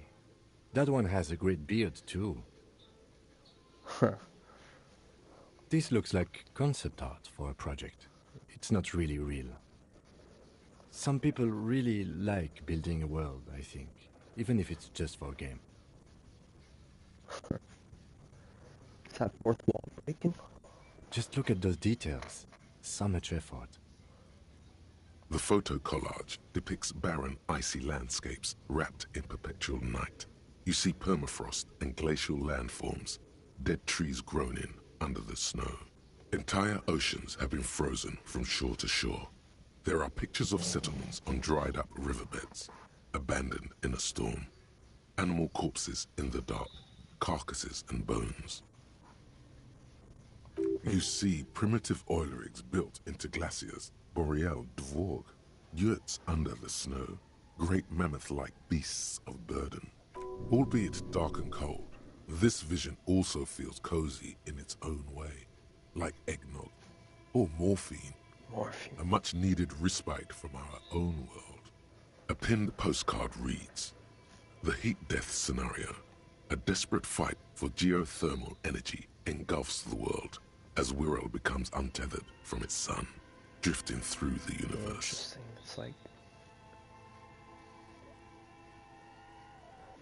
It's like apocalyptic, kind of. The resources starting to run out. They're trying to harness geothermal energy. Alright. This is a monthly calendar from the year 50. Cryptic words like sprint, daily minimi, and GPI span the marker-drawn grid, the grand scheme of production and money.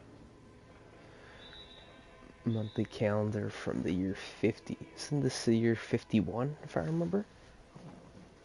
If I remember the woman saying. It looks a bit like an academic calendar, only much more brutal. Minimi stands for a mini-meeting. It's part of a bigger framework for managing work called RUN. Station 41 tried to implement it a few years ago, but failed. Didn't we actually remember that? As time goes on, the numbers in the boxes grow rarer and rarer. The board looks like they didn't make it. A note in the bottom left corner of the chalkboard says, "See the prod schedule filament for details." The handwriting is only partly legible, but you can still make out 3 slogans: call in, tune out. The full text reads, "Heat death of the universe is the new black." Another note says, "The biggest advancement in role-playing systems since the 30s. So this is all just for like a Dungeons and Dragons type game? Interesting. This old fireplace is covered in lines drawn in blue and red marker, the mesh spreading over the stone like blood vessels on alabaster skin. It looks ghostly and strangely ancient. The whole thing resembles Kadran mosaic tiles. Very pedantic. History classes, students with their textbooks open, studying the roots of our civilization. Those aquarelle blue tiles looked beautiful in the sun. Radio frequencies, it seems. UKV 123.6, UKV 123.7, UKV 123, unclear. It looks like a cardiovascular system split into veins and capillaries. Very advanced.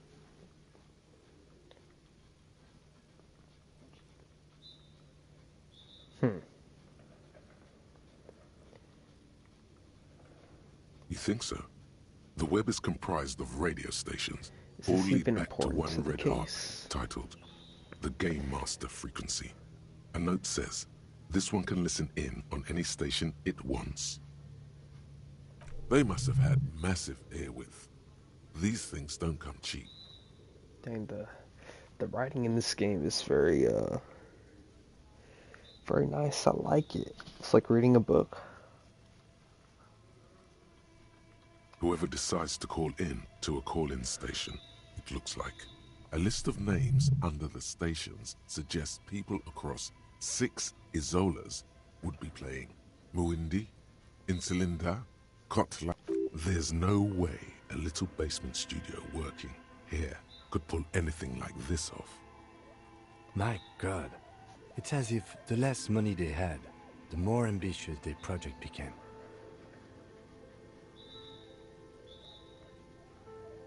Exactly. This schedule, I know doom when I see it. The company was running out of funding. Nothing. It's just lines on marble. An echo from times long gone. No one has used the fireplace in ages. So this used to be like, This appears to be some kind of machine with a cube-shaped heart and a wired framework. The keyboard has a radio computer. Just sitting here without anyone inside. What he means is that these things cost money. Why would anyone just leave it behind? This is the Ream Civic radio computer, model RC5120, equipped with a Feld mainframe and a Ream-compatible printer. We have one of these down at the station, but I never really learned how to use it. Okay, didn't answer my question, but the machine lights up like some prehistoric animal stirring from its slumber, revealing fluorescent play and print keys on the keyboard. The hatch on the machine's central compartment is wide open. It's empty like a beehive without its brood. Some cables have been left dangling, disconnected. This is where the memory should go. Nothing happens. Something's missing. There's no tape in the player. Yeah. So we gotta find a tape to put in. Okay. What do you think is going on with that computer, chalkboard, and fireplace?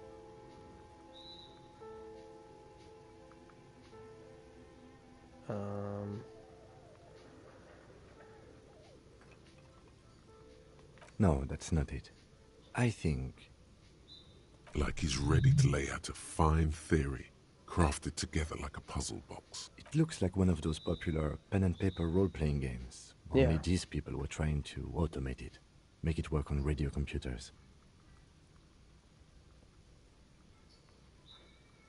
No idea. They stopped filling out the schedule on the chalkboard. Indeed, Those Welkins are a dead giveaway. Role-playing people love that stuff. The world looks like a modified version of the WeWorld board game, with hit death. Yeah. It was a board game, and they were going to play it over the radio, I guess. Super cool. Someone should give them millions of real immediately. This game is too good to be left unfinished. Not to my knowledge. They make automated games in Graz, Messina, Königstein. You know, places with industry. Not in Revachol West, among the ruins.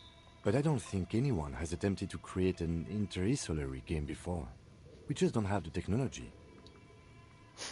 Through call-in stations, none of the players have to be physically present. Anyone in the world can participate in the game, as long as they have a two-way radio. Then there's the Game Master frequency that listens in on the smaller call-in stations. I think that was supposed to coordinate the stories, functioning as a master of ceremonies of sorts. Coordinating so many games would take a whole switchboard of people, possibly divided into sub-frequencies. Indeed, it's ambitious and untethered from reality, but...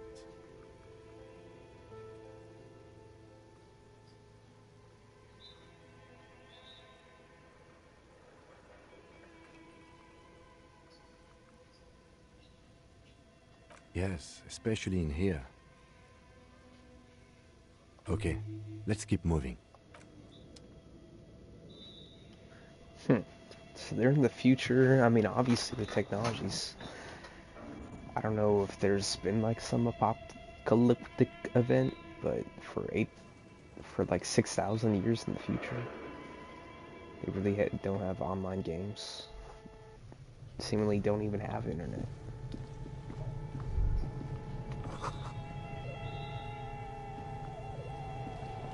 Is that? It's a fridge? You see a terrifying ice bear with a strange compartment in its belly. The door is covered in frost. The bear looks oddly realistic. Is it taxidermy? A gust of freezing cold air rushes to greet you. You hear a low grumble as the bear regulates itself. This is the inside of a refrigerator. The lieutenant takes a peek inside. His hand has found the holster of his gun. Of course, just a giant ice bear-shaped fridge. Let's take a look inside. The shelves are empty. All you see are crumpled ice cream wrappers with the brand name, Revachol Ice City. A handwritten note has been attached to the door. The fridge is huge. Good question. It looks like an ice cream fridge. Yeah. I know. What an unfortunate marketing choice. What is even worse, the bear is still costing them money to this day. The fridge buzzes with energy. The electricity bill on this thing must be catastrophic. That's why everybody leaves. Like, damn. You pocket the note, and the that's why nobody can afford to stay here, because it's just electricity.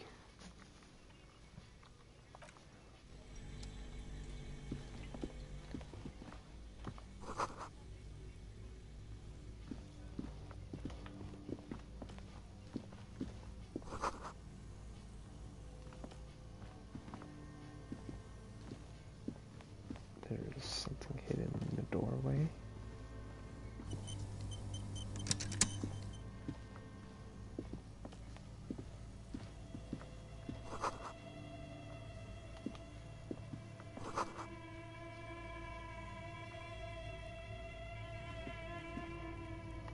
Busted guns.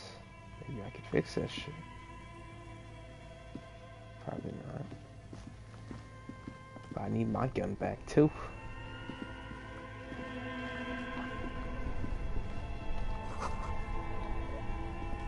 Dang, hella ice cream. This is ice cream and then this radio shit. Alright, let's unplug this shit. 2 cables are plugged into the breaker box. The red one leads to the ice bear fridge, and the black one to the ice cream maker nearby. An electric sizzle. The room is slightly quieter now. Something close to you dies with a soft electric purr. Why did you do that?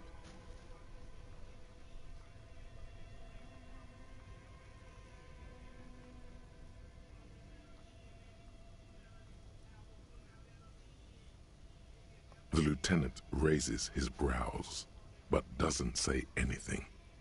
The electric distribution board now has one cable missing.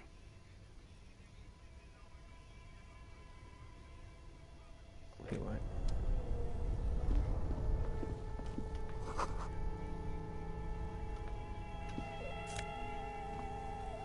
What is that? Oh, it's tank top? Insane mesh tank top.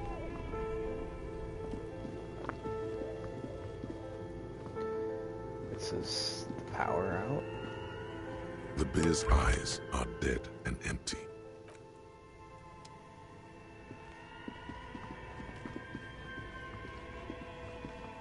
The whole power for the building is out, right? A thick layer of coal dust covers the furnace, coloring it pitch black. It's dark and grimy here. In the darkness you can hear chatter. It's coming from above. A voice or several voices talking to each other.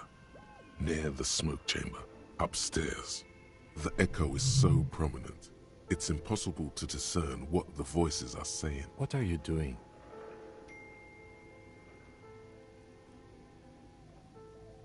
Wait, really? We should investigate, see if someone's upstairs. Yeah. Hopefully we don't get hurt. At least we're with him. He has a gun.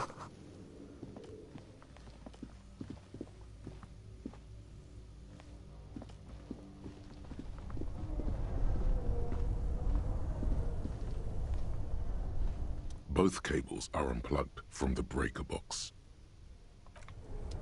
Yeah, that's fine.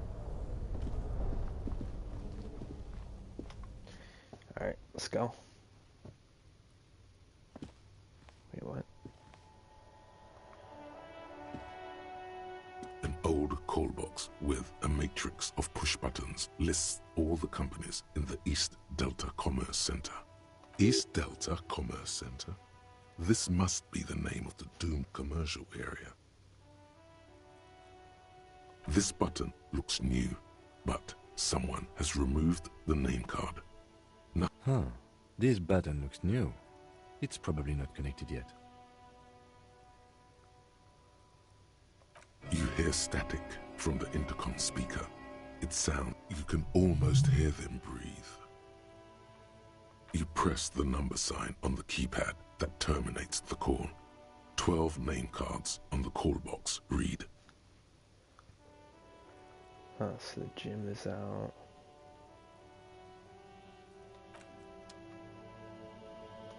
How do we go up?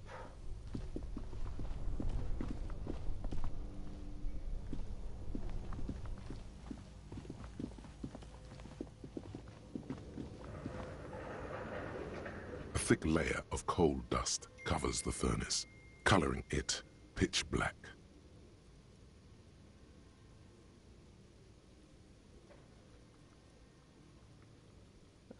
Fuck it. You muster all your strength and yell. Your dehydrated, hungover throat, a lifetime of smoking and drinking will do that to you. The chatter from the chimney continues on as before. Then again, maybe it's worth actually trying something up there. Maybe you should let your voice rest, officer. Try again later. Alright.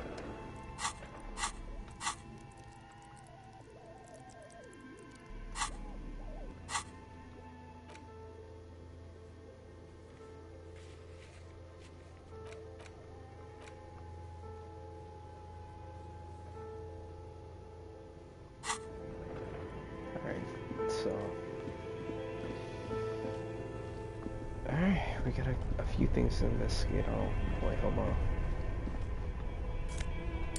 That cash real quick.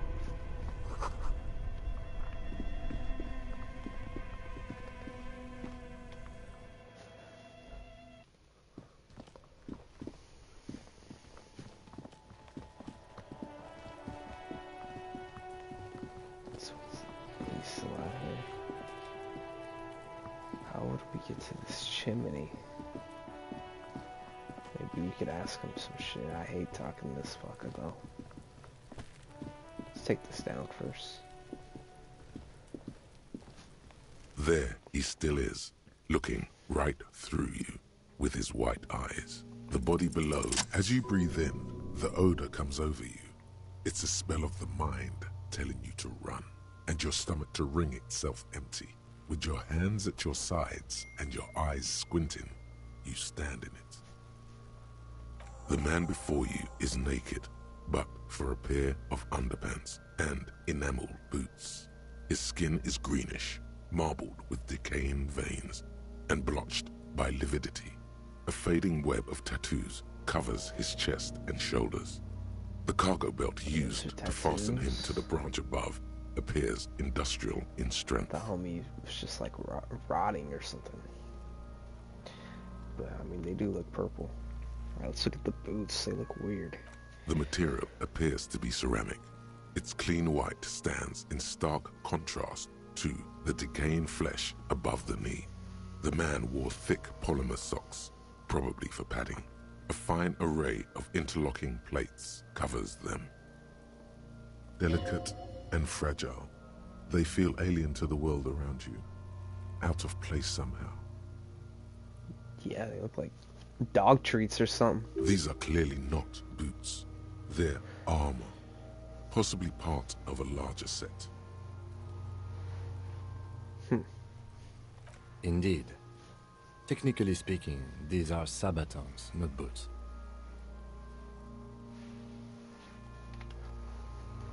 Ceramic plate. Zirconium dioxide, most likely. This is where the make would be. Under the heel. Fair weather. Fair weather model T500 VE. I'm guessing that's vitreous enamel. This is advanced stuff.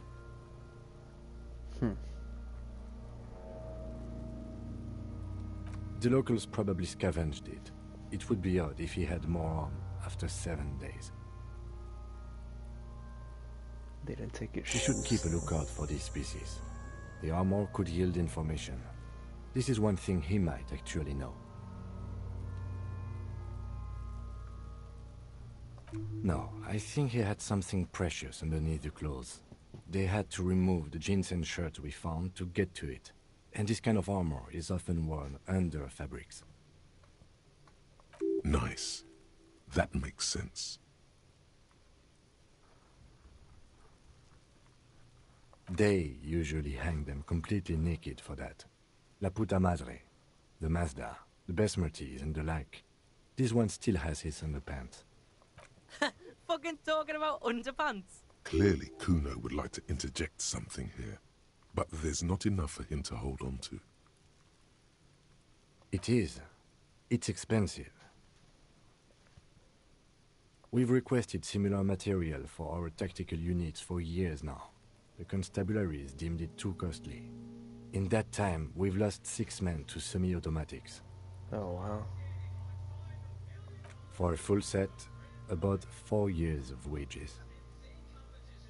4 years? For the northwest region of Revachol, an officer's average yearly income is 5,500 real, unadjusted for rank. By catching, do you mean, let's not log them as evidence? Let's steal them? Nah. Of course. The lieutenant nods often. It's part of his unplastic expression range, communicating both professionalism and sarcasm. This time, the latter.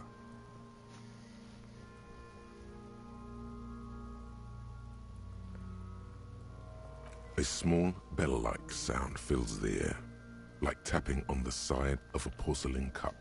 It's anything but. This material is a kinetic redistributor. It spreads kinetic energy horizontally, from plate to plate, dissipating it entirely. See? Faint, organic lines cover the plates where they separate into smaller ones. These plates then divide into smaller plates until there are hundreds of them altogether. Hundreds. Like whirls of floorboards. The design looks organic, influenced by highly resistant wood materials, like lignum vitae and ebony, perhaps. If trees were made of porcelain, this is what their cross-sections would look like. That's kind of The interesting. smooth, glossy surface fractures into ever more intricate interconnections, peaking on the right sabaton, where you notice the whorls are in the shape of a letter and number combination: E50, 100, 1000. Good. Can you read it to me? X5415 6745 678222. Yo, why'd he lick his pen? Let's lie.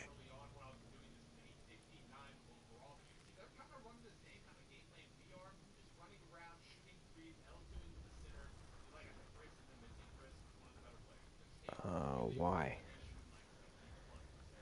Honestly, this dude's nice. I feel like just telling him. Just tell him the actual number. We have a make and a number. That's something. We can use the radio in my kinema when we're done. Either station can chase it for us. That's for us to find out.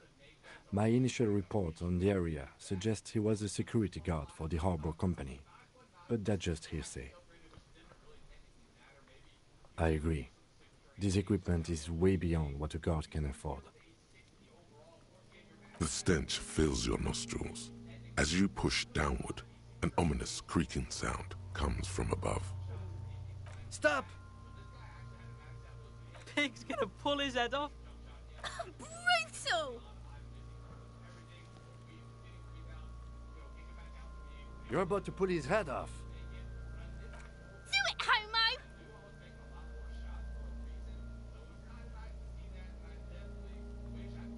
Not a home. Nah, whatever.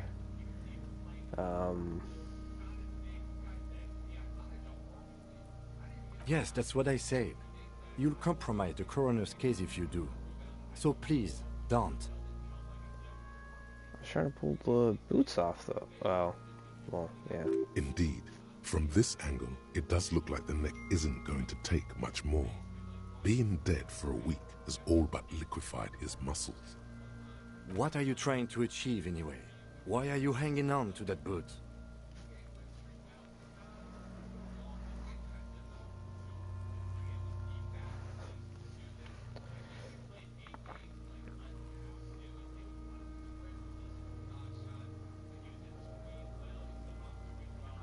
How many clues do you need? You already found the number. Besides, there's no way you're getting them off. All the organic matter in his body has been flowing down into the boots. They are fused to his feet now. Why do you think the locals haven't scavenged them yet? You're sure there's a way to peel them off, but first the body needs to be down. And second, it would probably be better if the lieutenant wasn't around.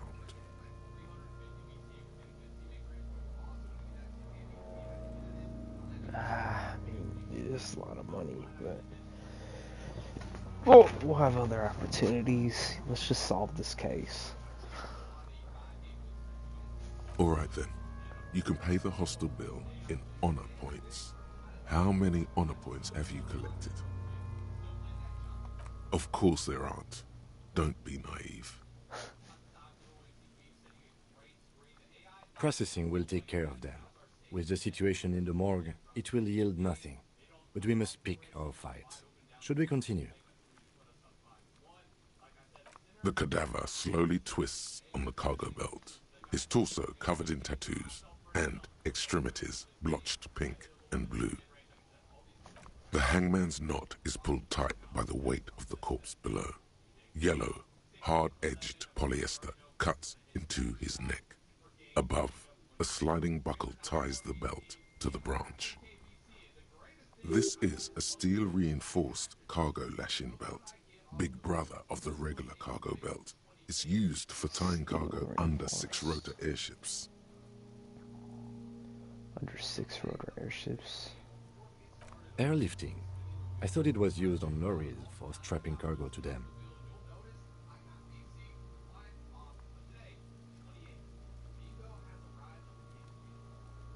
The local harbor uses 6 rotors to shuffle containers around. I get the sense they use whatever was on hand, without paying much attention to not incriminating themselves.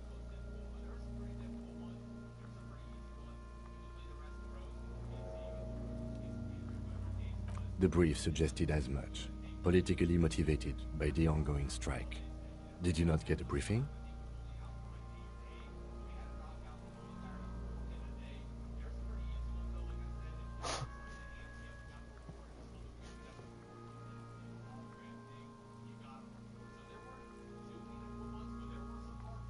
Then you should ask me the first moment we get.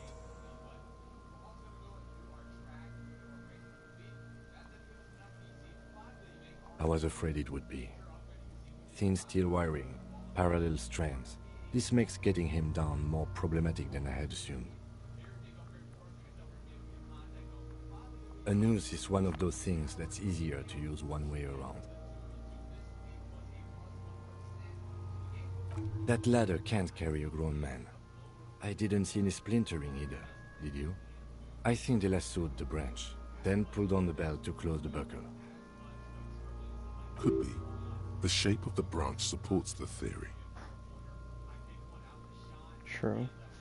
The cadaver hangs from the cargo belt, limbs limp and torso covered in tattoos. Suspected tattoos, maybe he's part of a gang. An intricate web of blue lines stretches across the torso, from the right shoulder to the solar plexus. Each time they intersect, a small white star is formed in their crossing. Hundreds of fading asterisks riddle his skin. Their concentration is highest around his heart. On his heart? Wouldn't his heart be on the left side? Why is it on the right side if it's concentrated around the heart mostly?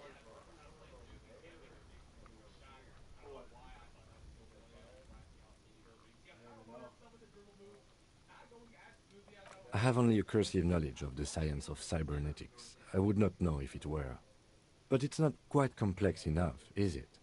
It doesn't seem familiar from the insides of any radio computer your mind can imagine. The somewhat organic lines remind you of old filament memory units, but not quite. No, you're nowhere near right. So am I. He wears a wide leather belt around his waist and a gun holster under his arm. He takes a thin piece of milled aluminium from his coat pocket and pulls it open. Sounds like a sword being unsheathed. A small lens appears. Some sort of camera. Shit, Kuno! What the fuck is that? Never seen a camera? An instant color camera.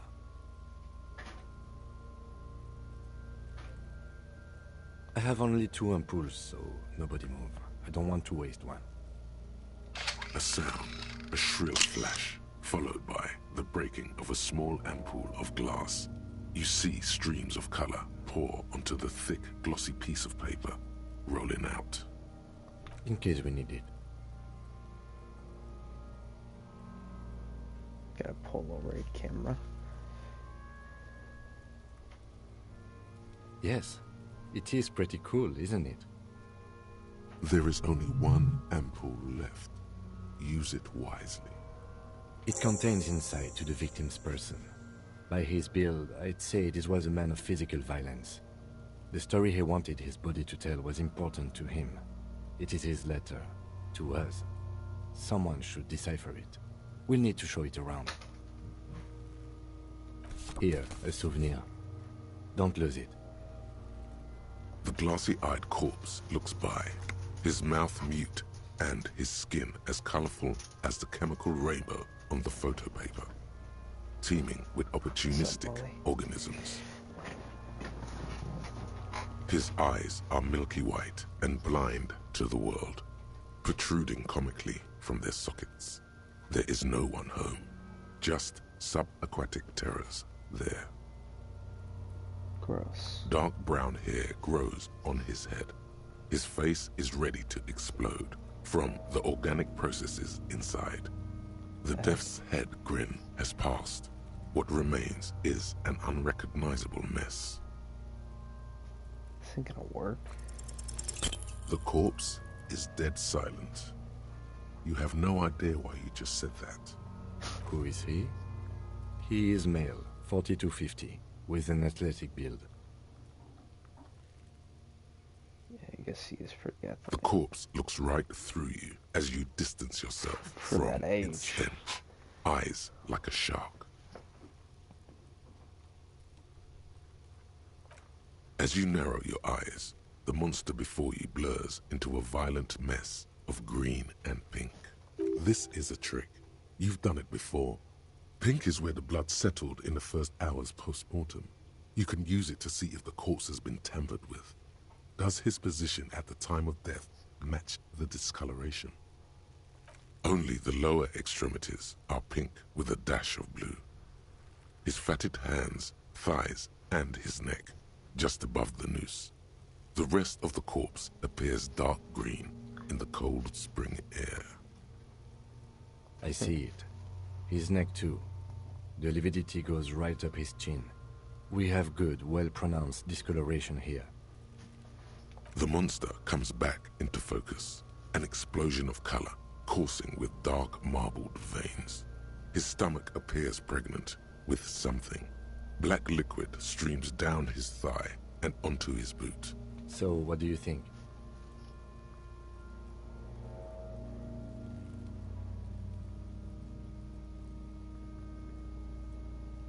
I do. Most of them are post-mortem. Maybe even all of them. The delinquents have made our jobs harder with their little sport. That's true. Stop talking in riddles, coin slot. He means you fucked him up good, Kuno. Fucked him up brutal like.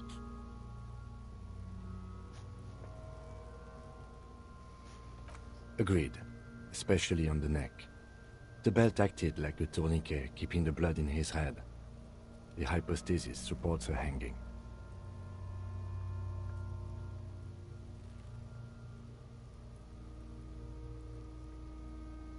There's always a chance. We should check for ligament marks on his neck to see if they're in tune with the belt. We'll have to get him down first. A pool of blood and feces has eaten into the frozen mud below the man's feet. Purge liquid is dripping into it, drop by drop. The victim appears to have contained no more than half a kilogram of digestion at the time of death. The fuck he's saying? Talking about shit.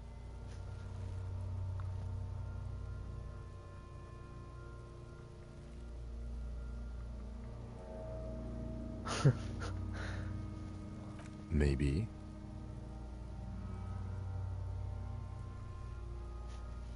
I agree. His personality is no longer a part of the world. Totally dead.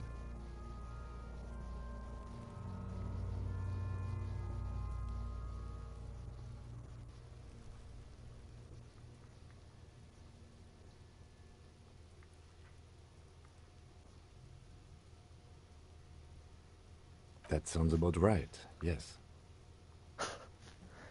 But there is no breath to catch. Only the cadaver filling the air and your nostrils. He slowly rotates before you, decomposing. Are you sure we finished the preliminary examination of the cadaver? We might miss some of these things once he's done. The steel-reinforced belt presents a unique challenge. I brought chain cutters, but I don't see a good angle of approach to the belt. He doesn't actually think the challenge is unique. He thinks it's frustrating, annoying, and harder than he thought. The cadaver is a good 1.2 meters up. Neither one of us can reach the belt without assistance. And even if we do, there's the question of cutting the airship strength material.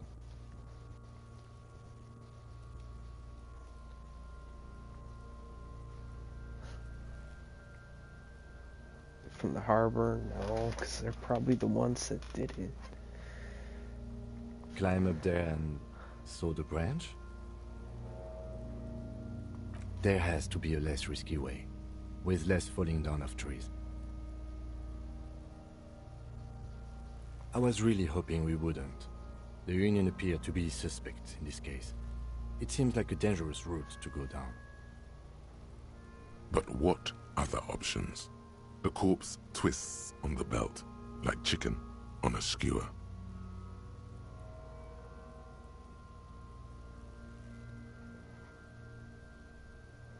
Yeah! Bang bang time, pig! Shoot his head off! How? Where the buckle ties the rope to the branch, that's a good spot to aim.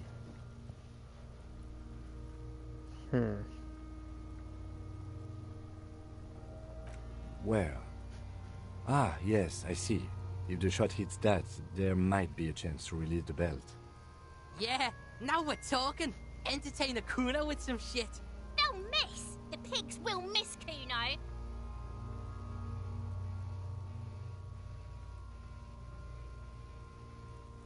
I'll blow his head off. That's true. I mean, but maybe shoot the top one? I don't know. Take it! Take the shot!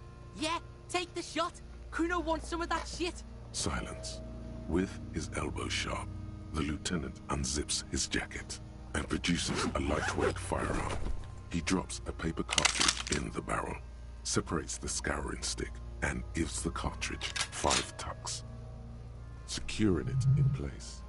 That's a Kiel A9090 Armistice, mass-produced muzzleloader, ascetic, frugal, one of the most common firearms in the world. He then steps back and assumes the fellow's desk position, taking aim. The corner of his eye twitches. His finger is on the trigger. He's gonna fucking miss! The kid's voice is drowned in a shrill blast that echoes off the walls of the surrounding tenements. A cloud of smoke slowly parts in the air as the lieutenant steps back and says to himself, God damn it. A lot of things were wrong with that shot. The fellow's test was the wrong choice. His shoulders were raised, but above all, he cannot trust his eyesight. Fucking idiot! Mookabat ass! Kuno could have hit it easy, but then Kuno's not fucking handicapped, is he? This ain't Fortnite. What's up? Dude, just give me the gun, bro. I shoot this motherfucker down easy.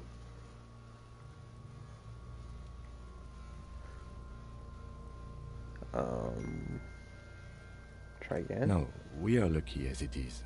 We didn't break anything, and any more mistakes could put us in an unfortunate... I have to say, it's beginning to look unlikely we can get him down without assistance. You know, you don't feel like too bad of a shot yourself. Yeah. It's bad as it is.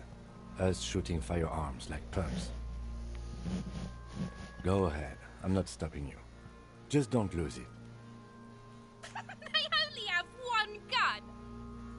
Yeah, I don't This have is my the gun. sorriest pair of pigs Kuno's ever seen. Well, someone Alright, it's my fault. I'm a drink. Fucking banana poika! Take it and shoot yourself in the mouth! The cold piece of bakelite and gunmetal is surprisingly light. Your fingers fit right through the guard, instinctively resting on the trigger. You've held this, an A9 Armistice, before. At some point, it probably... The fuck are you waiting for, Kuno? Tell him to shoot himself in the mouth! The buckle comes into focus in your sights. You stand with your feet planted firmly in the ground and your left hand support... Why don't you just shoot yourself in your mouth? At least you won't miss. Point the gun at kids.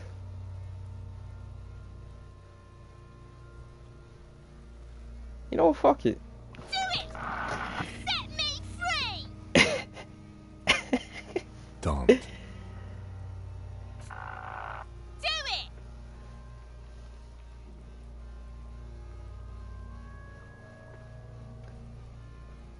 Fuck them kids.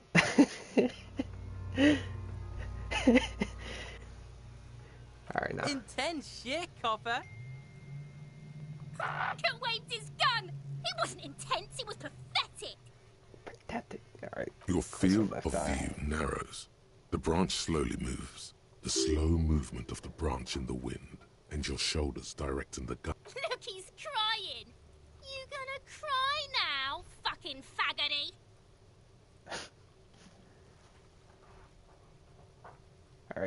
Just take it. Take the shot. She calling you a bitch. Oh. How do I Plume of miss smoke that erupts bad? from the barrel. Your hand goes numb from the explosion. You missed the belt, but hit the corpse straight in the chest.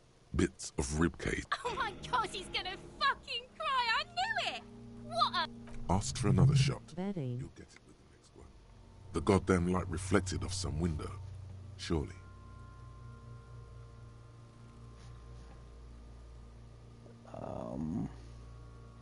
Dude, we already damaged the fucking corpse. We can't take another shot.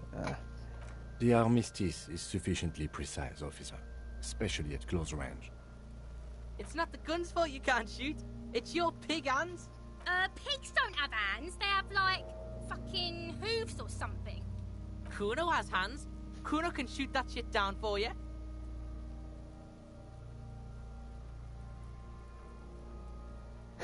Nah. The lieutenant does not dignify that with an answer. We still need to get him down somehow. The bad way. The way I didn't want us to. By asking the harbor for help. From the gates, by negotiating or fighting. I'm unenthusiastic about fighting. Or we can try to find some secret third path. It's unlikely though. To the gates. Let's negotiate. Fuck. That means we gotta go through the people that probably did the crime. It's not gonna be a good thing. Alright, we need more composure.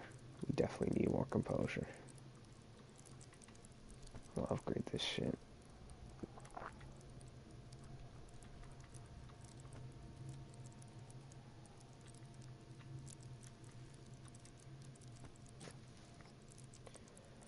Actually, I'm not sure how this works, so I think we already have, I think it's already level 5, so we can upgrade it more, so maybe we should upgrade things that are low.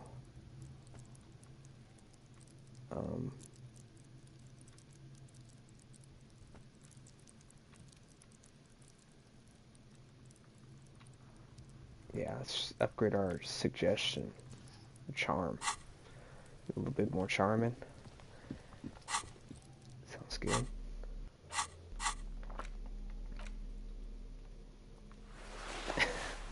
The fuck?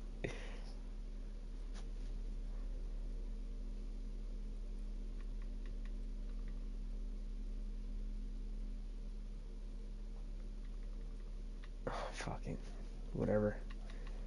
We're gonna need to be able to bribe them, so we need our stats Showing up. them kids like you, Malone.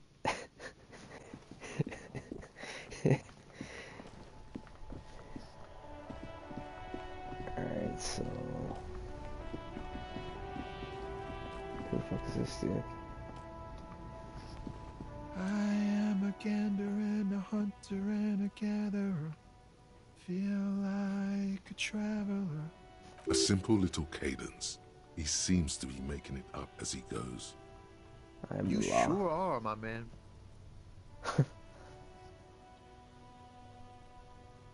Let him sing. From another planet. Hey there. It's the jam, my man.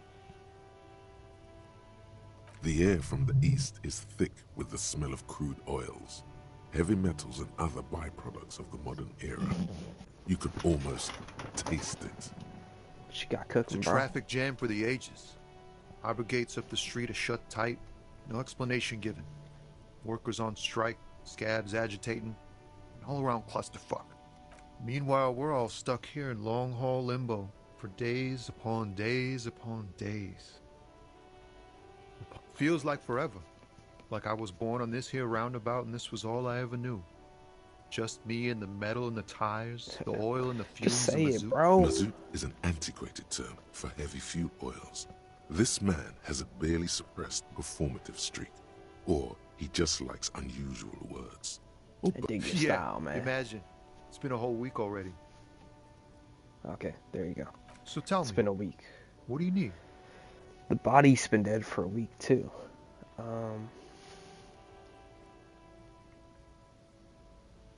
He ain't one of us drivers. I know that. All accounted for. Otherwise, I haven't really asked about that. Been wasting time right here.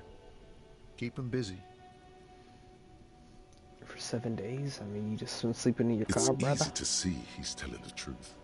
He's kept his nose out of the dark stuff. Okay. What are you busy Analyzing with, the fundamental structural and psychological conditions of being stranded in the midst of a sea of motor lorries and their sad, despondent chauffeurs. What's A your sense conclusion? of surprise there ain't more bodies hanging from more trees.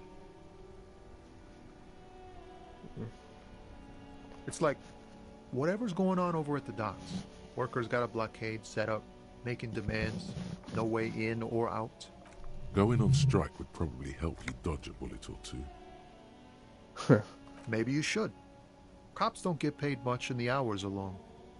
Plus, you can get shot. Why not? The RCM is a self-managing organization that operates on donations. We promote our own leaders. It would be like striking against your own mother. No, your mother.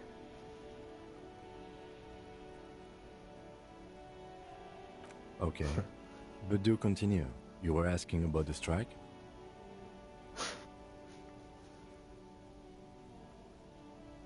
Some pretty wild stuff, I hear. Like a giant new power crane in half the company? I forget what exactly. Good on them, I guess. I've heard talk there's a company rep in town, too. Like a strike negotiator type. They'd know what's up. Precise demands and so on. Ah, yes, from the Wild Pines. We'll meet her soon enough, I'm sure. They want to keep that money flowing in, my man. Ka-ching. He doesn't blame them, but he's not on their side. That's for sure. Anything else? Yeah, this ain't really my area of expertise. I just do my job and get paid. I have things to do and places to be. All of us lorry drivers. Yeah. Camionneurs. You still hang around here waiting for this mess to end. Most have scurried off somewhere to get drunk or high. Or laid. Not that I blame them, really. Not my thing. Chasing transient pleasures is a drag these days. I prefer the examined life now. Thinking, reflecting. He tries his best to look nonchalant, but there's a rigidity in him, as if trying to conceal something warm and deep beneath a cool exterior. Oh, high-grade narcotics, illegal firearms, stuff like that. Nice. Relax. He's merely joking. Ha! No, I'm joking, my man. Found runs a nice, clean business. This haul of cargo is mostly sporting goods. You know, tracksuits and that kind of thing. They usually get shipped to Grodd in the Occident. Though we've been making headway in the Il-Moran market lately. We're pals and all, but I can't just freely hand out the merchandise. The bosses won't be happy. This rockin' beauty. Sure is, like a rash you can't get rid of. You interested in heavy-duty cargo machinery? A motor lorry, also called a camion, on Caillou and neighboring islands. This one looks roughed up enough to be some sort of found rust bucket. Good eye, my man. Yup, she's an old one, but reliable. Me and her spent a long time together. Huh. Not unless they've illegalized sports equipment while I was on the road. They are legal. The man taps his fingers rhythmically against his arm. Alright, man, we'll leave you alone. Don't be a stranger. Alright, so anybody else here?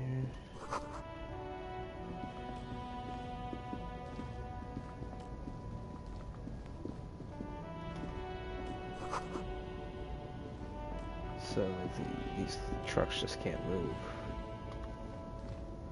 Interesting. An old monument stands in the middle of the traffic island, pointing toward the sea. That thing looks hella It looks dangerous. as if it's being reassembled piece by piece, secured and mounted in the air. A silver plaque on the statue's pedestal reads, "I am Philip III, the Squanderer, the greatest of the Philippian kings." As you look up, you notice something about the statue. There are some odd indentations on the king's chest. What did he do? You have no idea what you did a week ago. How would you know what this guy did many centuries ago? High above you, the king stands triumphant. Something with great kinetic energy seems to have impacted the cuirass, around where the heart is. A bullet? Someone shot him in the heart. Interesting. Okay, I can't see it, but I take your word for it. Well, Martinez is riddled with bullet holes. This place saw a lot of action during the revolution. But the statue is recently renovated, so maybe a joke? Target practice or a political statement? Why not?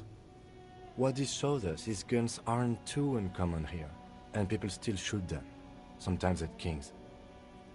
The king stands high above you, surveying the bay, mute and indifferent to your sightings. Oh, well, that's scary. They got guns around here.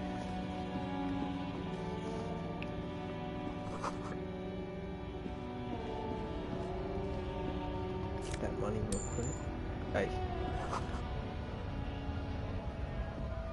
What's up? What's up with you, brother? I can't talk to them. This is all the drivers. Oh, they're going to the strike too.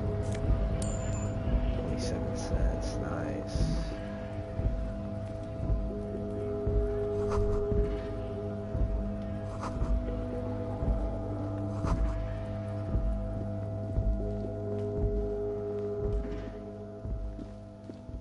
Alright, let's check out the strike first.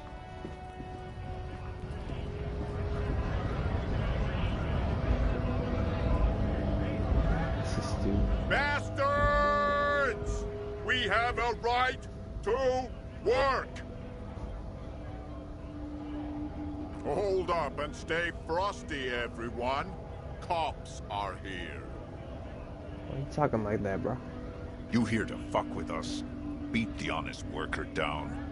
We're here to fight for a cause. Stripes usually have problems with people who have causes. Good. We're fighting for a cause here. Right to work! Right to work! Besides, we're not that different.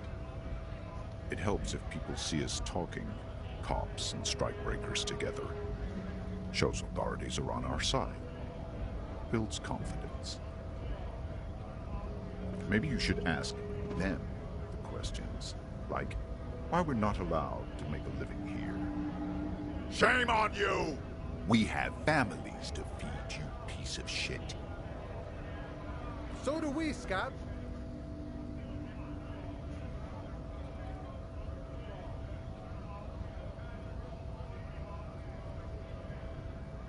We were promised work. We'd be in there, working, if the bastards hadn't shut the gates. Main gate's locked. Would take heavy ordnance to bust it open. Could try to get in through the secretary's office. Door's locked. The guard's blocking the way to the access panel. And I don't mean the scrawny mess punk either. I mean head measurer. Or whatever he is. Huge Seminese guy standing up there on the overhead passage. Won't let anyone by. The access panel is right behind him. Bad. Standing on a narrow bridge, he's got a strategically advantageous position. And he's trained. I don't know how the Union has a trained killer up there. But that one's no joke. And my men are tired and hungry. They're workers, not fighters. Like civilized folk, you mean? These native fucks don't understand civilized. It would be better for the neighborhood if you went home. At least for now. If you can't get in anyway. No! They will give up eventually. Or get drunk. Leave the button unguarded. Then we charge. Honest men and women, with rights, to work, to be useful. Not toys for corporate interests. We came here to help the harbor run smoothly in time of crisis. If Union fucks don't want work, they ought to let in those who do want work. I have a question. Why do all these men follow your leadership? You think they follow because I'm big and loud? No. They follow the rules of the market, the rules of the economy, pretty much because they were.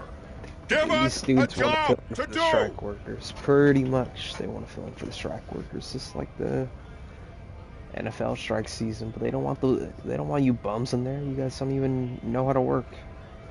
You guys don't even know how to work. Why do they want you bums in there?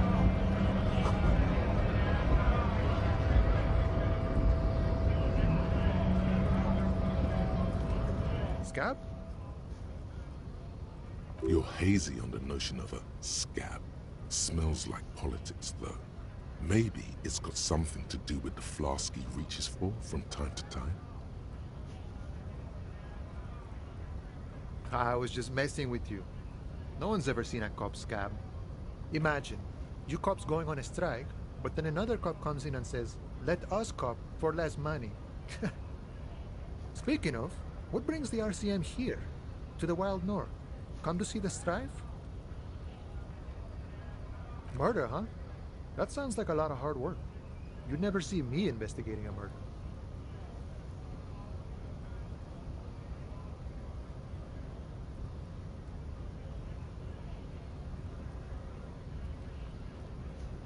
It's actually very I don't fun believe and you. easy. Post L'Aventurier said the same thing. They tried to get me to be their postman. So fun, so easy, they said. It's just walking. It wasn't. I'm doing much better here at the harbor. Being an honest union man with a lot of free time on his hands. Buddy still hanging in the tree? Hey, that's a rough pickle. Can't help you with that, sorry. I'm not really an admirer of dead bodies. Might be someone else from the union can render assistance. I don't operate in that capacity. I'm not a granter of passage. The passage grants itself. If it's so simple, why did the scab leader warn you of the guards blocking the way? Aye. Walk right past Measurehead and go in. Yeah, the 2.5 meter tall Semini supremacist there. Walk right past him. Then press the button to unlock the door. Then go past him again. And you enter the arbor through the office. Está.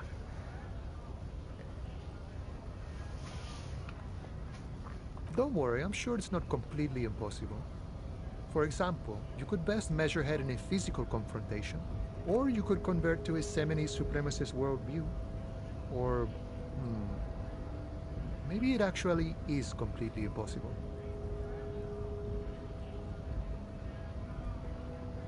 Jean-Luc himself would say the philosophy has proven overly heroic for the scabs to convert to. Not enough intuition. Not yet, no. He's incredibly strong. Sure. You know, serious business. I'm sure the big boss will be glad to tell you. You'll have to ask him first. He's a chatty guy. Wants to talk about the strike. Return once you've met the union boss and are on a better footing with the organization.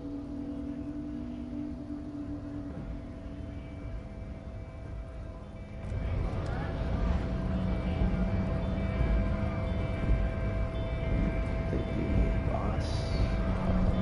Oh, we already met with the motherfucker. Right.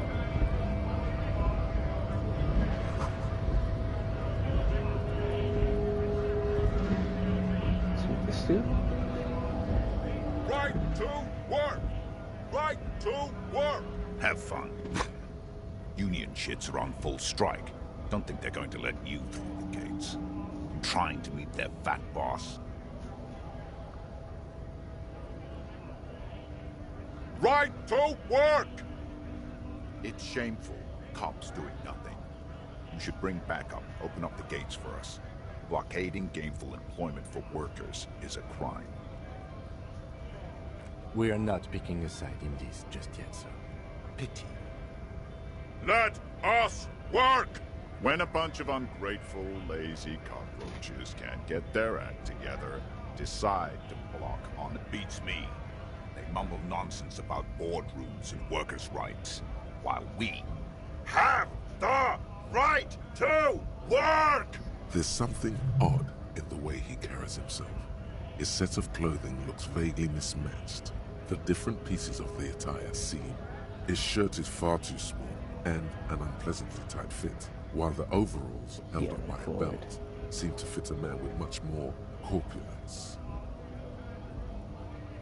He ignores your question, choosing instead to turn to the emaciated workers, raising both fists. Silence is the answer. There's something off here, but he won't say what.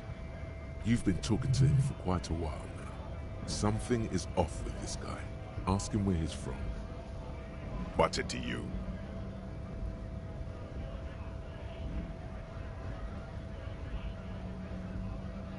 No, don't think we've met before. I came to help out the people. Every once in a while, it's like you can see glimpses of another guy under the guise of this fighter for jobs. He seems a more brutal, cunning, and suspicious person. Just a hunch. He robbed somebody. You just of their clothes.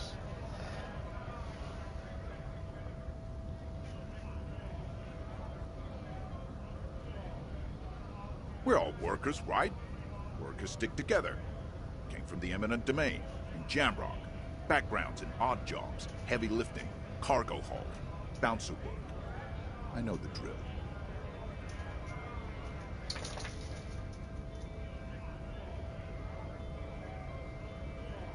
Worked at Territorial. Ring a bell? Pretty okay as far as lies go.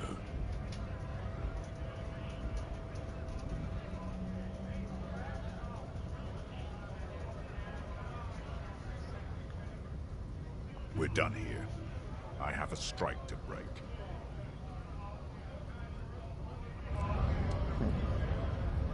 So Sue's lying about something. Alright, well, I guess we might as well talk to the dude first.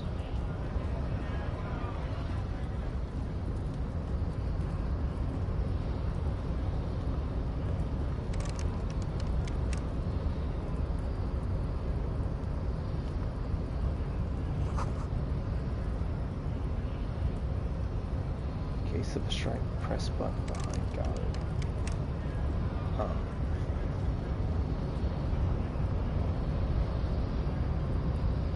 So this is Measurehead. Nobody betrays Got your these girls around him degeneracy. too. Yeah, Measurehead. His body totally betrays his degeneracy.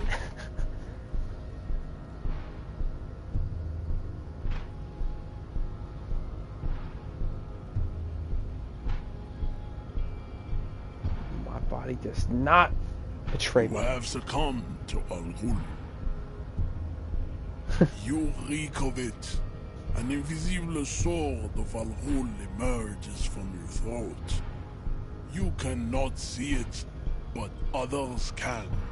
It is making the woman in my company sick.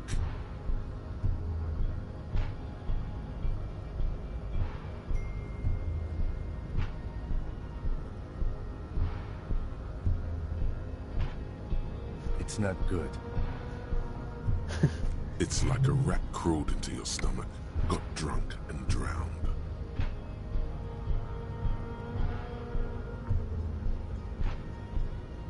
No, you don't. You need to get another drink. Occidental Haplogroup B4 is done giving orders around here. The influence of the ham sandwich race is waning. Begging for help. Attempting to pass via for cooperation. How far the Occidental Haplogroup has fallen. You were once a noble and powerful race. What? You gave the world eugenics, electricity, and powerful weapons of war like missiles and aerostatic aircraft. You made great gains in metallurgy, race theory, and statecraft. You dominated lesser cultures, like the deformed Hemians and the inexplicably potato-obsessed Quakers. But now your ascent to the genetic summit has halted. You are obsessed with sadness, and with frivolous you will be superseded. Isn't that right, babe? It is, baby, yeah. You know it. There is a button right behind him, just out of reach. It must be the one that opens the door to the harbor. This man is not budging. Let's hope his superiors inside are more cooperative.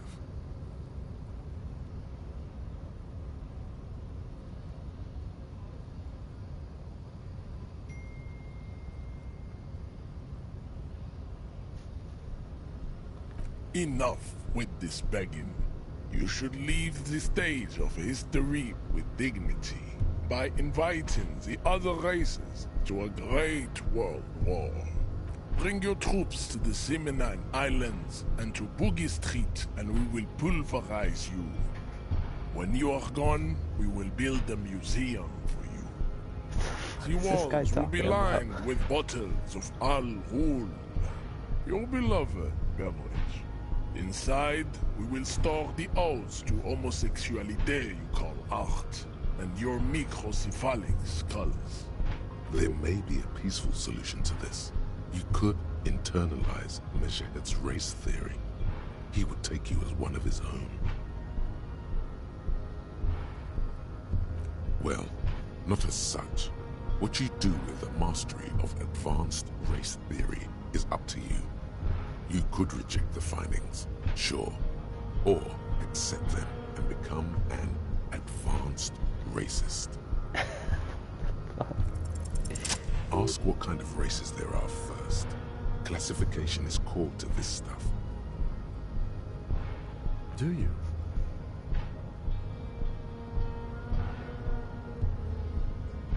The lieutenant looks toward the harbor's electronic door, and then to you. He lets out an Hey, we gotta do what we gotta do, bro. You are obviously a liberal, Sailorite. A polyculturalist. I can see it from your love of microtechnology and your sartorial choices. Do not deny your friend the truth you have denied yourself. There are 3 categories of race.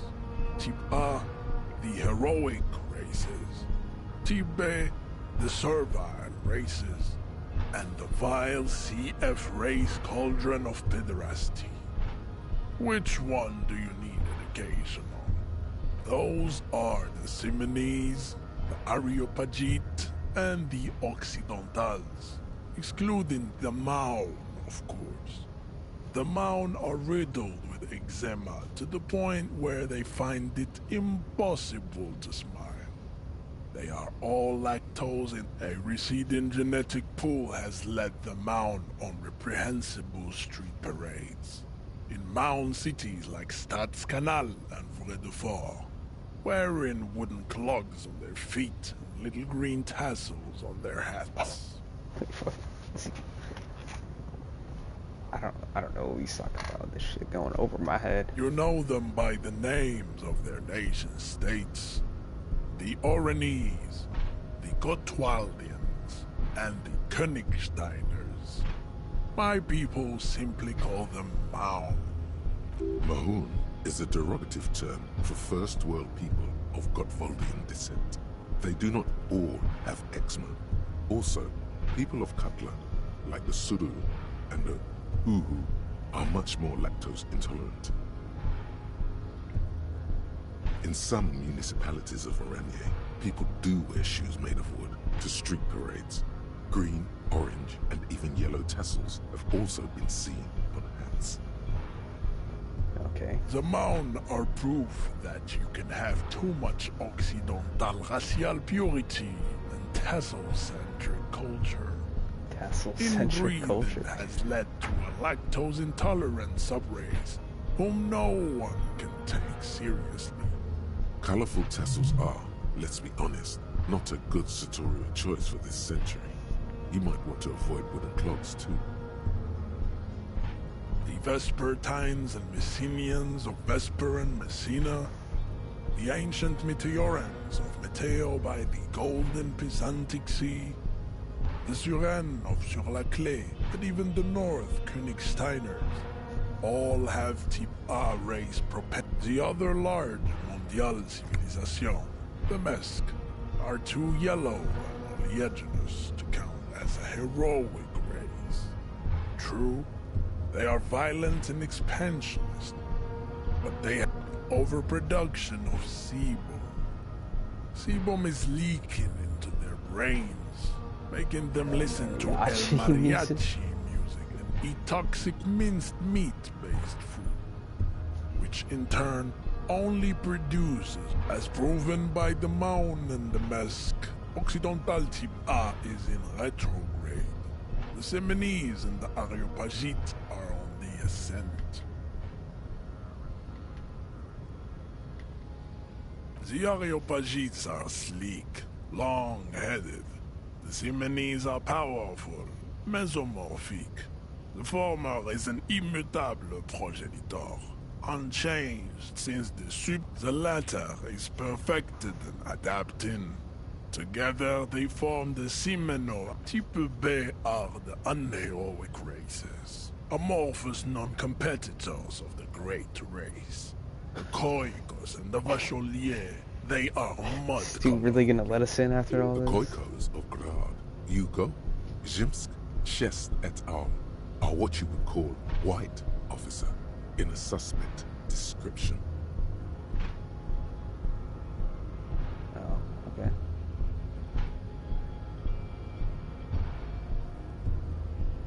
To an untrained eye, the Koiko appear white and pinkish, like a ham sandwich. But look into their eyes and you will see. They are of an indistinct muddy color, and so is their skin.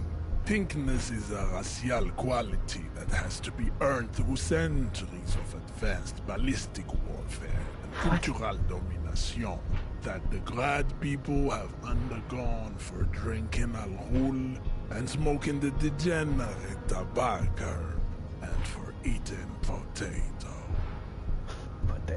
The Koiko, the countless micronationalities of Grad, are all inexplicably... Wouldn't he be one for ethnostates? They are microscopic. The Semeno Areopagite superstate will cover the entire remaining planetary crust, uninterrupted. From Holy Semenine to the Boreal Plateau of Katla. Its leaders will be the genetic epitome of the Semenese and Areopagite stock, elected by nature, not the base inner spoilage. Revacholians, halfway between type A and the racial cauldron. Two mixed to know right from wrong.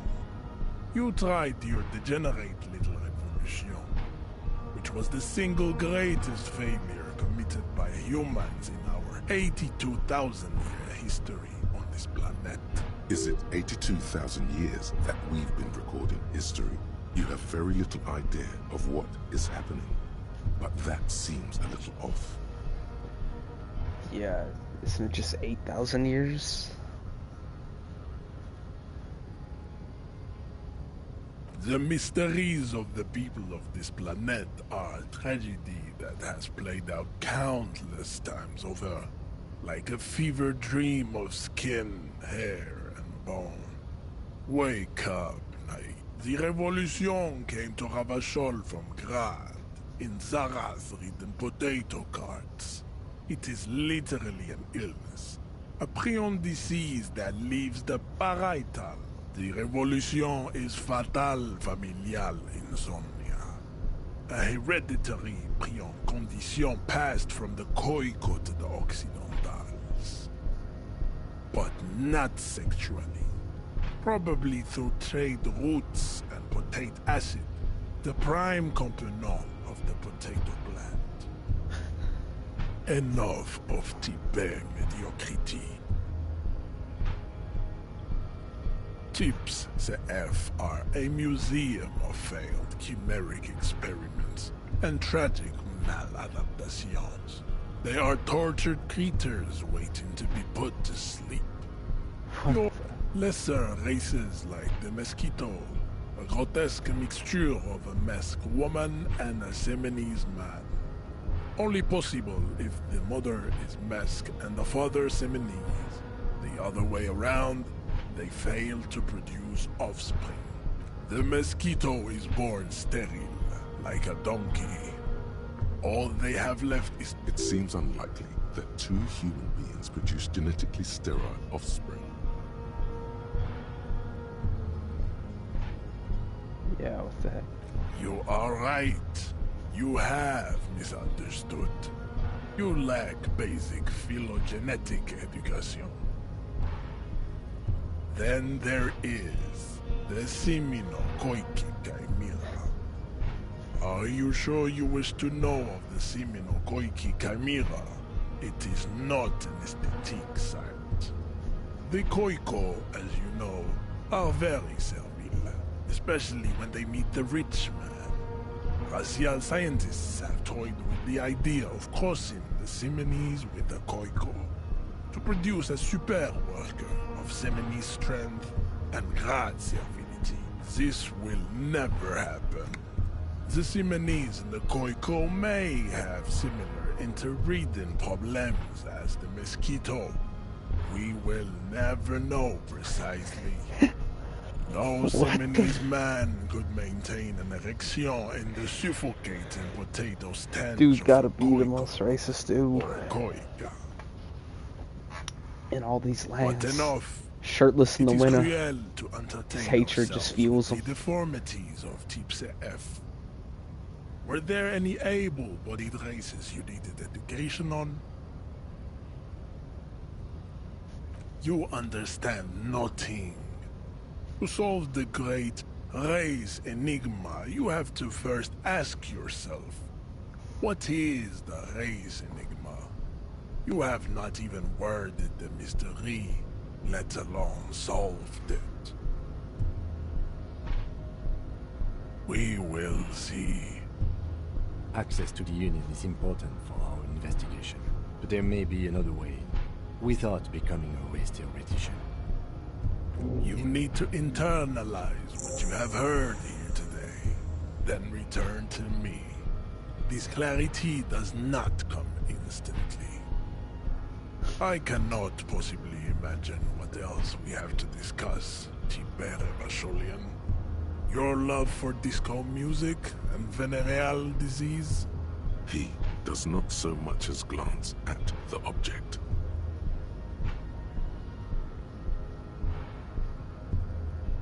Stop showing me your pathetic... He had nothing to do with it. Racists are generally not very good examples of their race. Welcome to Revachol. You hear him yell at a redhead woman visiting a fritter nearby. He must think redheads are immigrants. I am not like them. I am craniometric perfection. I have taken the trouble to permanently draw a phrenologic grid on my skull and features. This should correct.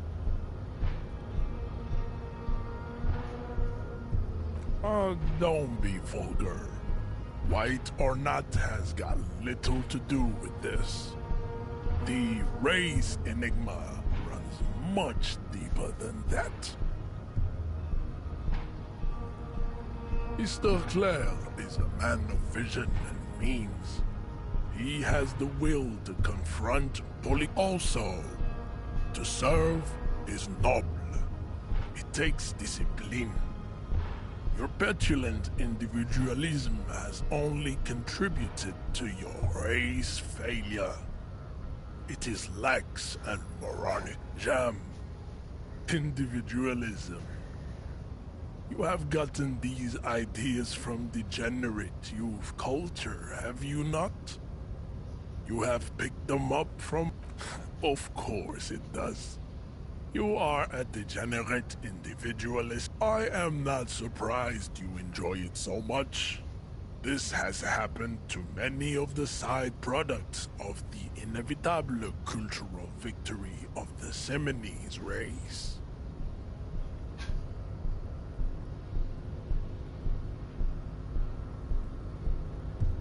the South Island race, haplogroup R4R. We are the rightful masters of the insula. We are the future. That is, I am a descendant.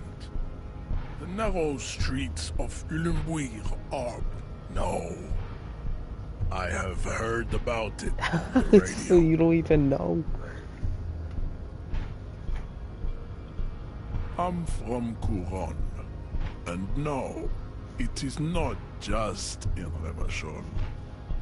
You have heard enough about our phylogenetic secrets for today. You have extinction to come to terms with.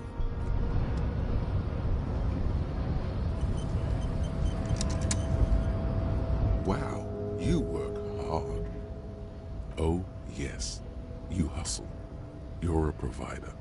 It's tough out there, but you keep it real and provide. Oh yeah, like a horse, a workhorse, for hard work. Look at yourself. You're a human pedometer. You must have walked 200,000 steps. That is the sign of a hustler who never gives up. The world is harsh and people are evil. You didn't make it that way. And that's just what it's like. Life and death. But you got gills on your side, baby. Got The heck, I'm hyping myself up. Faces of the innocence. It ain't easy, but you do it. Day in and day out. You didn't make the rules, but you won't lose. You're a cop. And sure. And has it been easy? Is life easy? Have you not gone into cardiac arrest? Are you rich? That's right. You work harder than anyone. You almost rode yourself to the grave, and you're still practically a hobo. Why is that?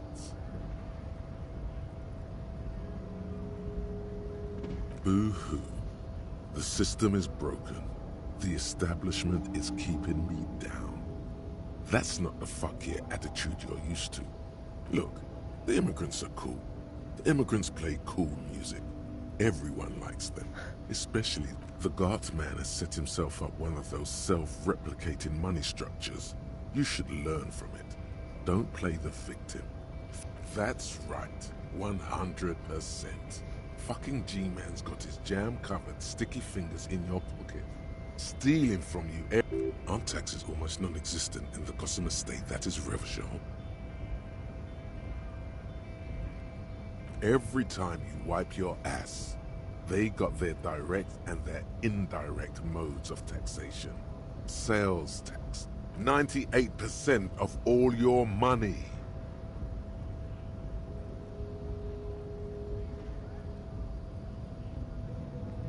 What are you not sure about? They're milking your nipples till they bleed.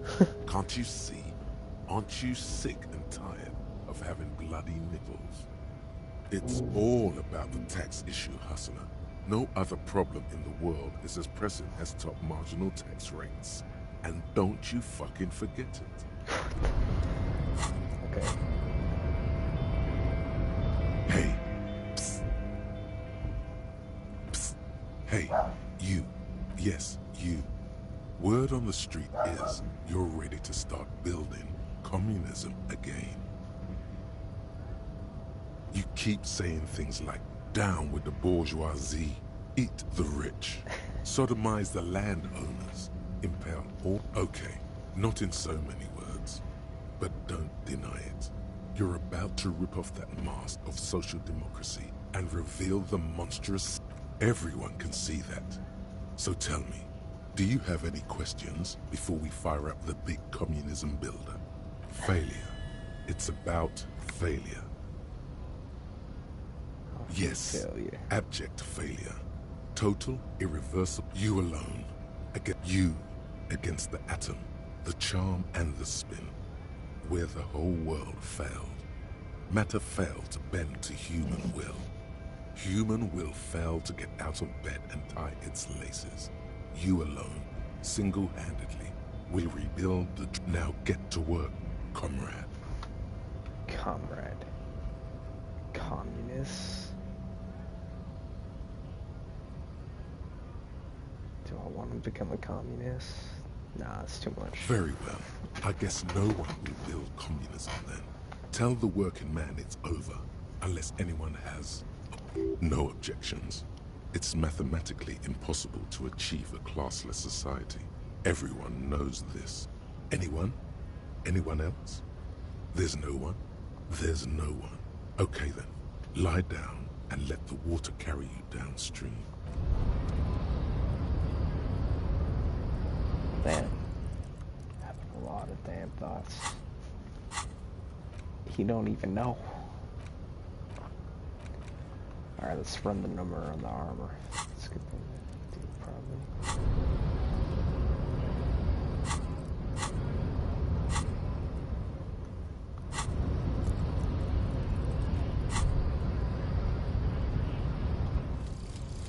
Lonesome, long way home.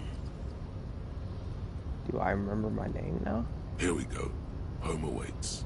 Walk past Station 41 and through the market, past the Boogie Street spearhead to the other side of the lake, the frozen eye at the center of the district. Then, past the video rental store on the corner. There, at the end of a street lined with pine trees, a small house no larger than a matchbox. Alright, so let's start working on another thought, I guess.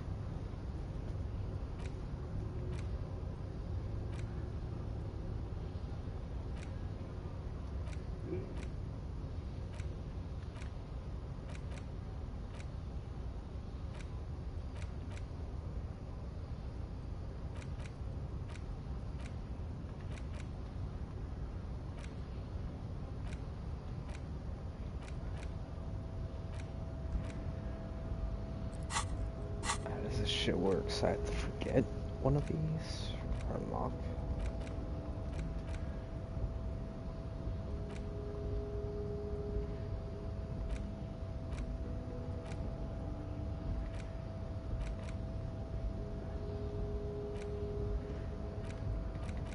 I'm so confused.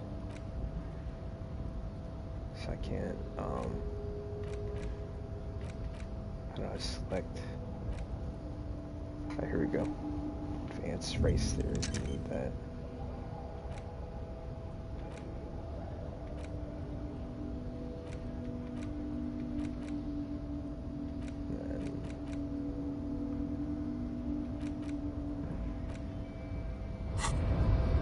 Okay. 1 second take.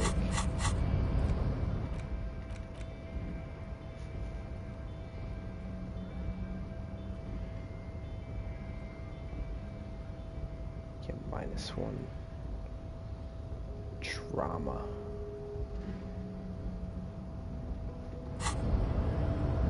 You know what? Nah.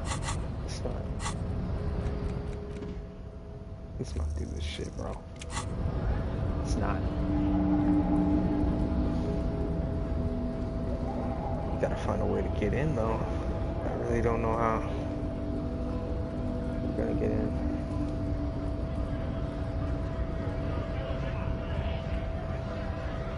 Right to work! Right! Things are busy enough.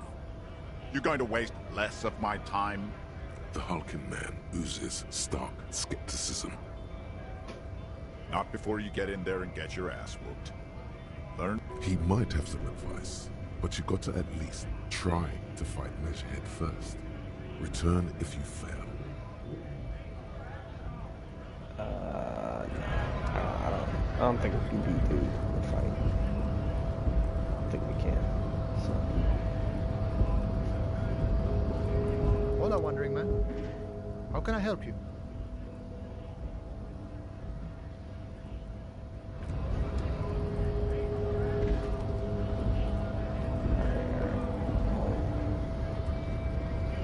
Let's at least run the armor and shit. I don't know what else to do.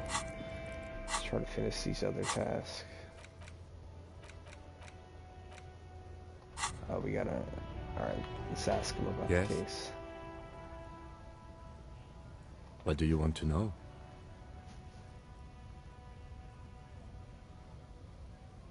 I'm afraid you and I are pawns in a pissing competition. You don't know? I assumed you were in on it.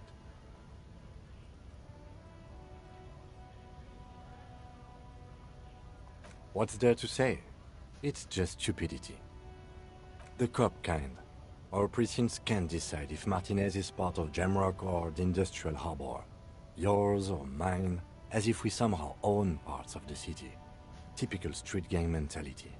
So we've let the Union make a mockery of law enforcement here, and now it's come to its natural conclusion. Well, sort of. It's less a matter of who gets to police Martinez than who has to. It's an orphan district, in other words. I think the dispatch desk just told both our stations about the hanging. There was quite the brouhaha at the 57th, I can tell you that. Time to settle it, they said. Cop off. But I assure you, I am not their finest or toughest, with 102 cases solved. What I am is least interested in a pissing competition. So he volunteered to represent the 57th, but not out of competitiveness. On the contrary.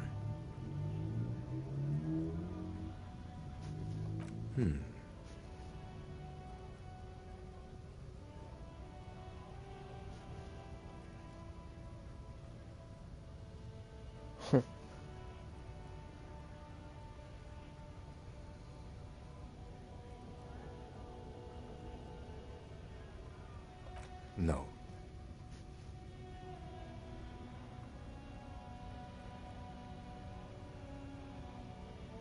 I agree. Too dark. Was there anything else you wanted to ask about the competition? If not, we should move. Martinez?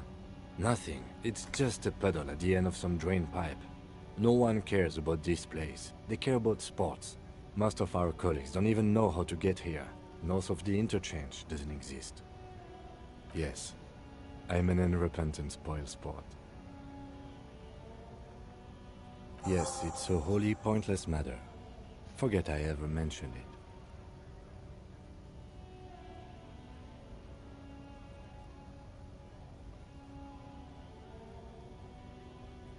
Me? I don't see how my life is pertinent to the investigation. If you insist. What do you want to know? No. The lieutenant nods. What do you mean? I have no idea what you're talking about. The lieutenant's conceptualization skills must be rather rudimentary. I can't say that it does, no. When I need to think, I just use my notebook. The lieutenant got a produces conscience, small bro. blue notebook Come on, bro. and idly thumbs through. We all have He's our one of different them. mediums. He's one of them. Low lives. Don't hear the voice in their head. Come on, bro. That's because I'm half Seolite, or quarter. My father's father was from Seoul. So was my grandmother, but from my mother's side. It's not an interesting topic. It's a part of the world, officer. A geopolitical entity, and a geographic division. I told you it wouldn't be interesting. Seoul is a protectionist, isolationist, pan-Isolari state west of the Insulindian Isola. Actually, it's quite interesting. Some would even say mysterious. You're barking at the wrong tree. I don't speak a word of Seolite. I've never met either one of my grandparents, and I've never been to Seoul. Bro. I'm a regular Revacholière. Good. Let's change the subject.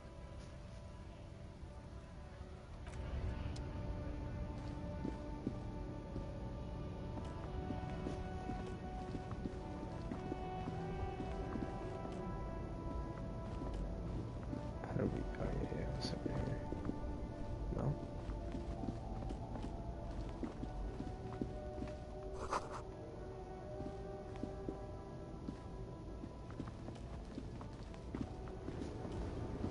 Damn, I forgot how to get back to the car. I swear it was this way. I swear it was.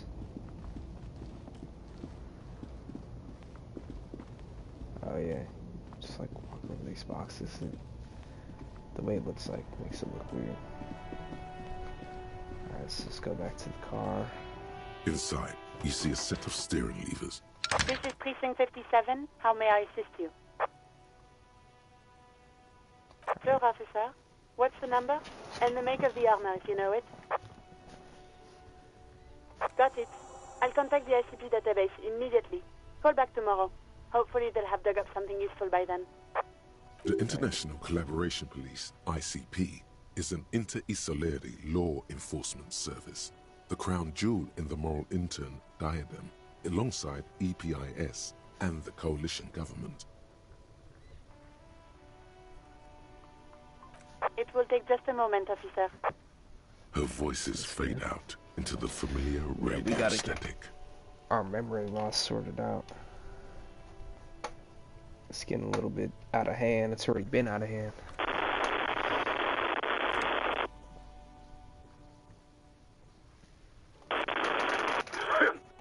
Gottlieb, what do you want? He's carelessly chewing on a piece of hard candy. Oh, it's you. Yes, there's no end to the misfortunes fate has seen fit to rain upon me. Who, you are? You lost your human visage a while back. Now let's get on with it. I've got more important things to do. With all the damage you've been dealing yourself with drugs and alcohol, I'm not surprised. What else? I'm not a brain doctor. Look on the bright side. You've got a whole new life now. Use it wisely. It's hard to say if he doesn't believe you or doesn't care. What? You want me to do blood work for you again? Tell you just how bad things really are across the board? You want another rundown of everything collapsing inside your body? You want the real, honest-to-God truth? Stop drinking, eat magnesium and vitamin D. Our station is not a retirement home. We don't have the funds to deal with rock stars past their prime. And no, I don't want to hear a political commentary on the topic. In fact, I got work to do. Some idiot has glued his eyelids shut with some... It's not fucking cryo-acta-latte. It's super glue, Doc. Anything else I can help you with, officer?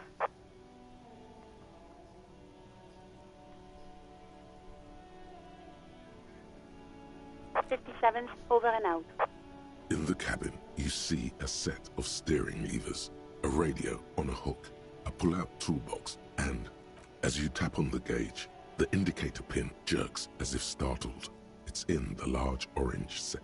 There's no use pressing the heat button. It won't start without the ignition key. Translation. We're not going anywhere right now. Alternative translation. Don't even think you can drive my MC. Damn, what the heck? Shit's evil.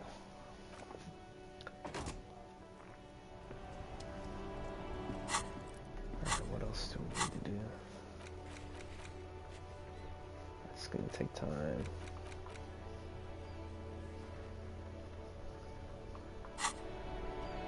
I already completed this. Yes? What do you want to know? Ah, yes. The case brief you missed. Now I remember. 3 days ago, the RCM Emergencies Desk received a report about a security guard who was found hanged in Martinez. An anonymous caller said there was a dead body behind the Whirling in Rags hostel cafeteria. The cadaver had been there for 4 days. No one had come to investigate. During that time, the victim had been stripped of his belongings. The caller did not identify him, but used the word lynching. There is an ongoing labor dispute between the local dock workers and the logistics company Wild Pines. I was told we should approach the death as part of this dispute. They didn't identify themselves in any way. The tone was muffled using a device of some sort, involving the RCM in what's seen as union matters. They've started executing too. We cannot allow that.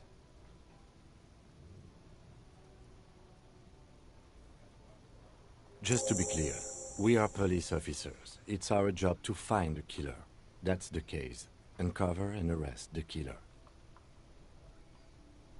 Good.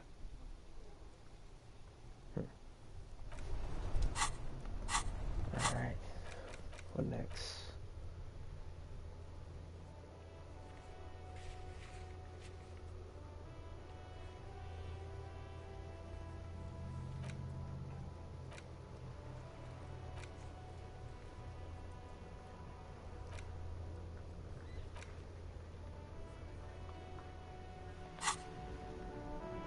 Alright. I guess we go and ask this little shit again.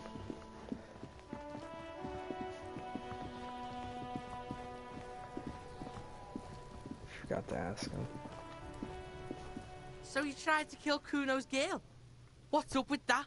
You want to talk about it? Not all of us. Acts like that stick with you for a while. No one's moving anywhere.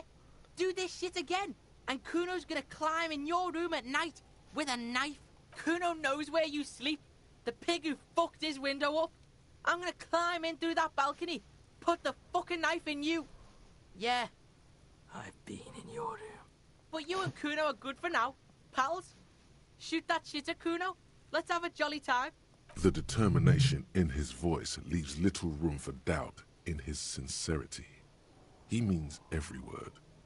Needs to be taken seriously. And you're back in business with the Kuno. Now what is it?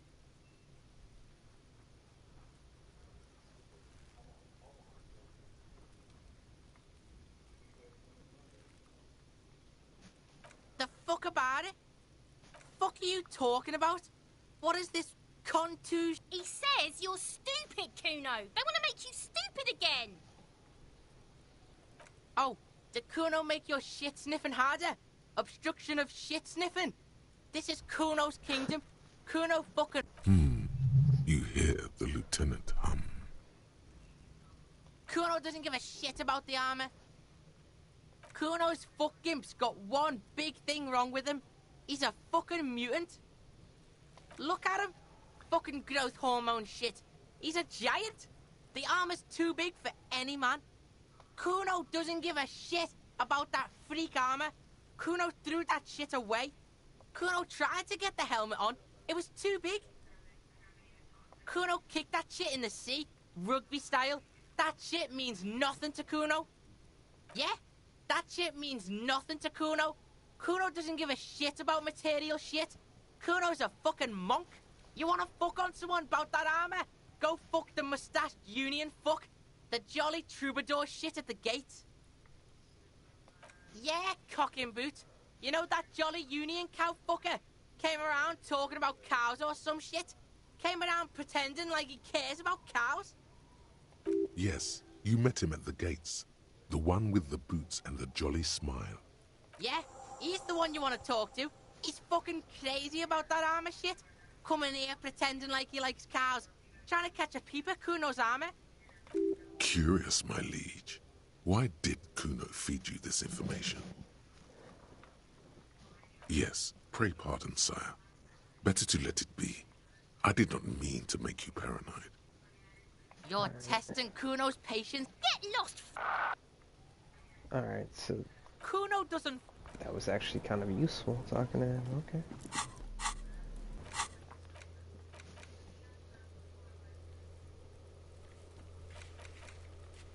Alright, nice.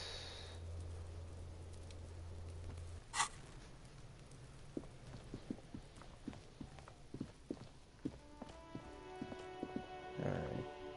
I gotta talk to this guy because he said that that one girl made the call, but she obviously didn't.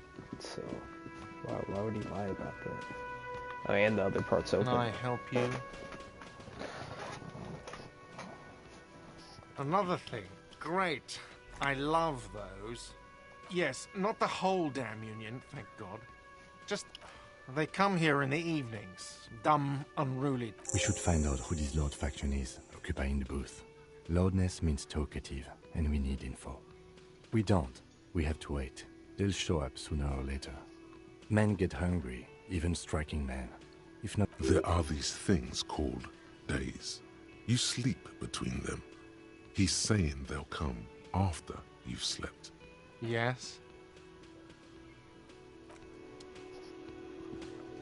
Alright, let's go in here. Chef, son.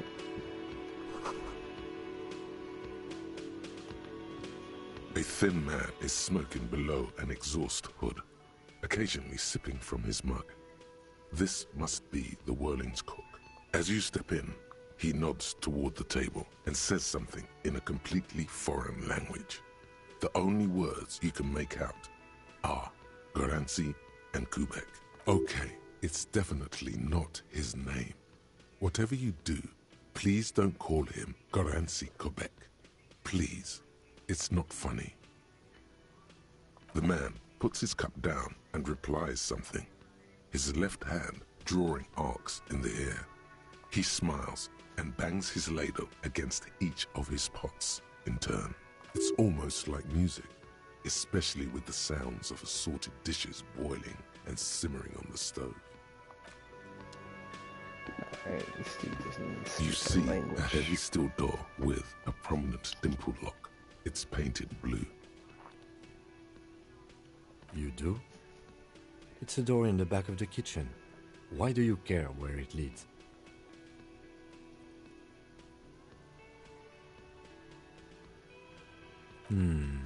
Yes. I suppose it's worth seeing if we can get in. Just to be thorough. As a side investigation.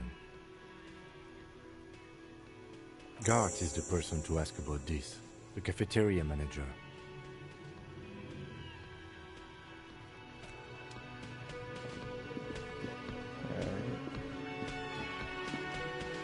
Can I help you?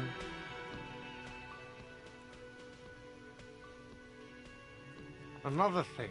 Great. Oh yes, that door, sure. There's nothing mysterious about it.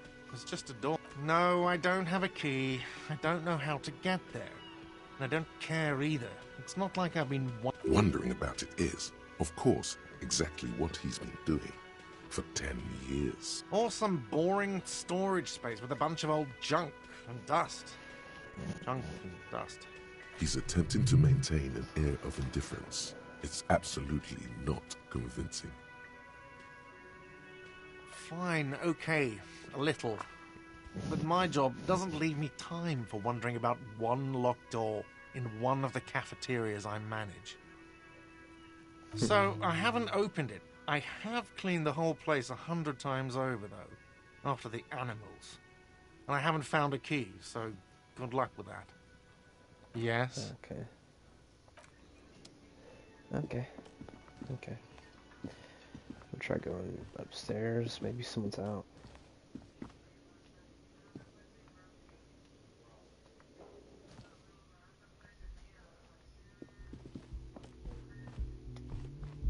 The door is closed.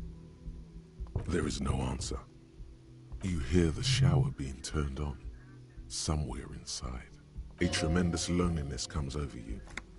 Everybody in the world is doing something without you.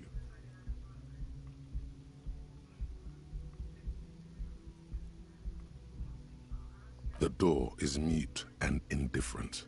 Your despair is a joke to it. Heck. Can I just break This in? door can only be opened with a key or from the inside. Alright, now.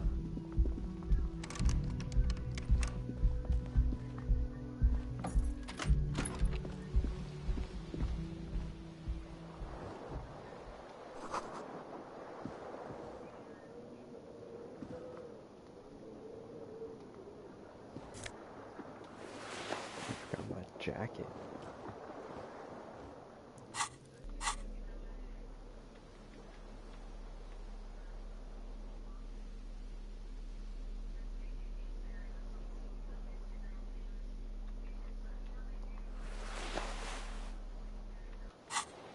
Hat? The bed is cold and not particularly inviting, but it's yours. The sheets look awful. The option to go to sleep becomes available every night after 9 p.m. Okay. So planning on it. still so much to do. Can I just put this tape in? Come on. Okay, never mind.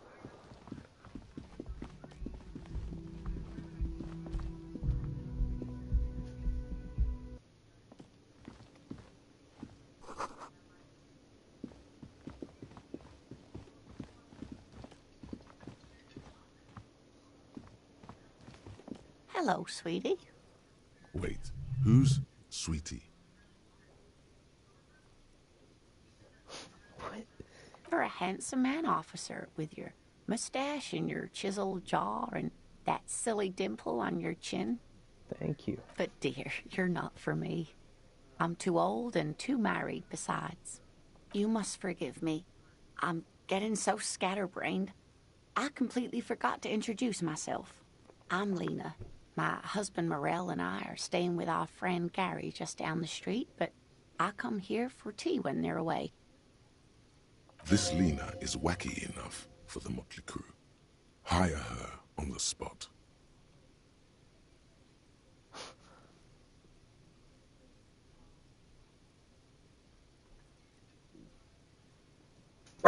Whatever do you mean?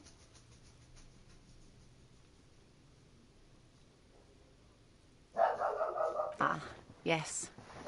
Probably Roll With Me by the Fletchers. People often quote the Fletchers at me. Yep. Morel says it's my theme song. Yes, dear. I'm a paraplegic. A paraplegic is someone with limited or no ability to use the lower half of their body. Paraplegia is caused by spinal cord injuries, like falling from a great height, or a grenade. That's quite all right. I'm used to people asking questions. I know they're thinking about it anyway. Just ask her for money. Oh, sweetie, I heard your conversation with the manager about your financial troubles. When do you get your next paycheck? Your deportment remains dignified as you shed a single manly tear. Sweetie, I only have a few cents on me, but I could give you this to pawn. Just to tide you over. Wonderful. He has a pin. The pin is round and slightly tarnished. 3 sailboats in bas relief. You could totally sell this pin for cash. Cross the plaza and follow the road along the coast. Down by the water, there'll be a shack nestled against an old stone facade. That's the pawn shop. An old friend of my husband's goes there often. He says the owner is quite helpful. Items that can be pawned at Bird's Nest Roy's appear in your inventory under the Items tab. You can pawn these items when talking to Roy.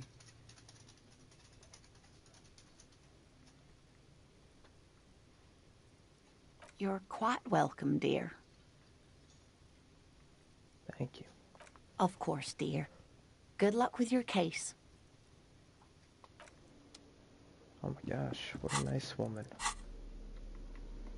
So we have this, it's like $3 down.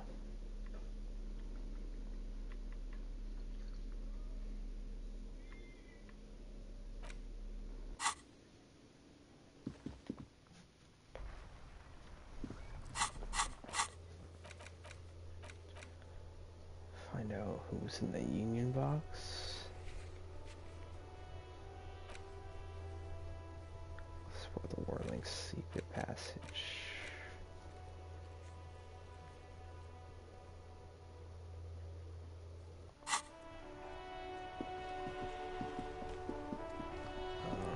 Alright, so what do we want to do now?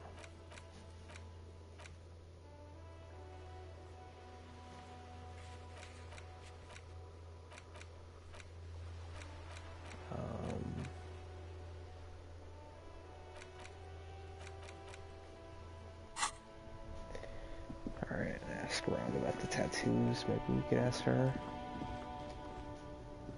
Hello again, officer. How are things? Oh, okay. Thanks for keeping me in the know. sir. Excuse me? Oh, well, I didn't write it there. I'm just sitting here. I don't know anything about that either. As I said, I didn't write it. Pig is a widely used term for members of the police. No need to worry. We are not saying you did. Okay. Well, I didn't.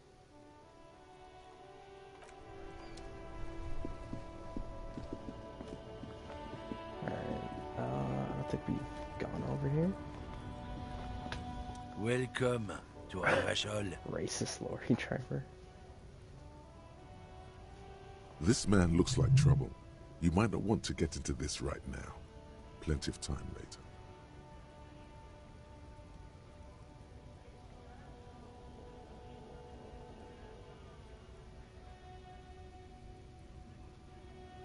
Don't you welcome to Revachol me.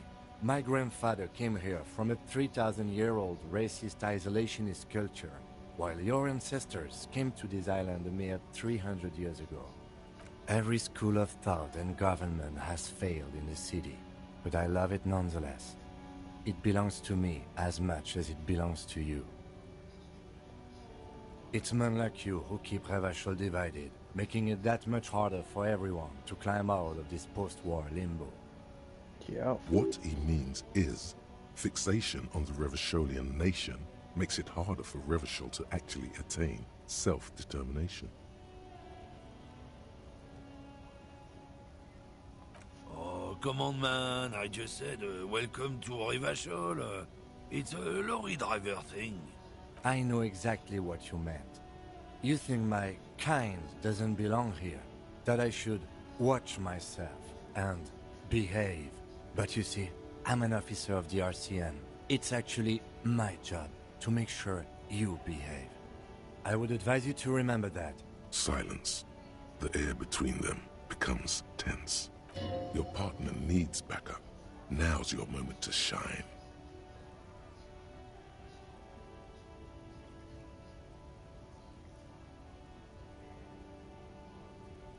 I haven't learned anything I didn't know before. The lieutenant exhales and resumes his regular calmness. Whatever you say, officers. Officers.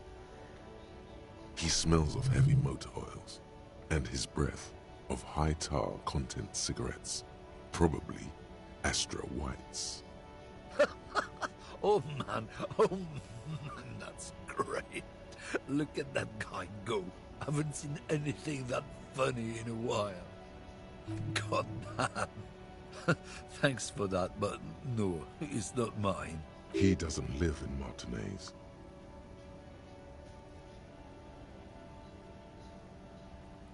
Oh, not much anymore. I'm here to pick up some cargo, but the dock workers are on strike, so it's a sit and wait on your ass situation. Apples? Apples is exactly the kind of thing you'd say if you had something to hide. Yeah, apples. Take it you had other questions?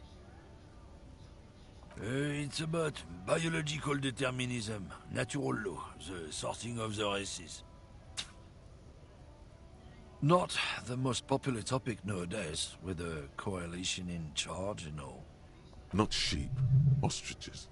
Actually, neither ostriches or sheep bury their heads in the sand. It's just a saying.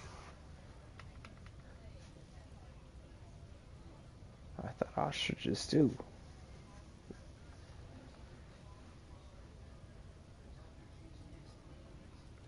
Threshold theory has all been proved, even if some people don't want to accept it. People who've studied these things say that you and me are superior by design. So, naturally, we Occidentals should be in charge. Obviously, you can see the merits in that.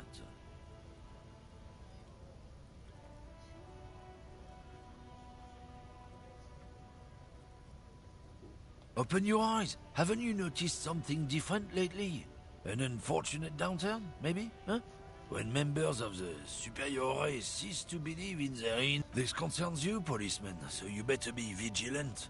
The damn kips are showing up good lately. Same with the mosquitoes. And the other intruder species too. They're on the precipice of cultural victory. Cultural victory? What is this then? It's true. Also, you need to realize the dangers of mixing races. Who knows what might happen if people don't stay in their all these birthplace? racists, bro. You might end up with a new sub-race, with unknown characteristics, leading to extra competition. That's why you've got... Don't push your luck, Runt. Yeah, fuck you.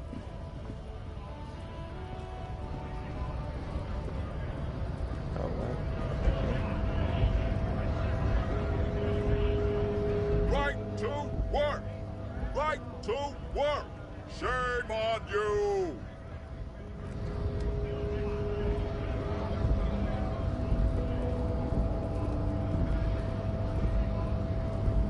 Hola, Wandering Man. How can I help you? The little boy had it good on his promise. To get me into trouble. To sick the pigs on me, pardon the choice of words.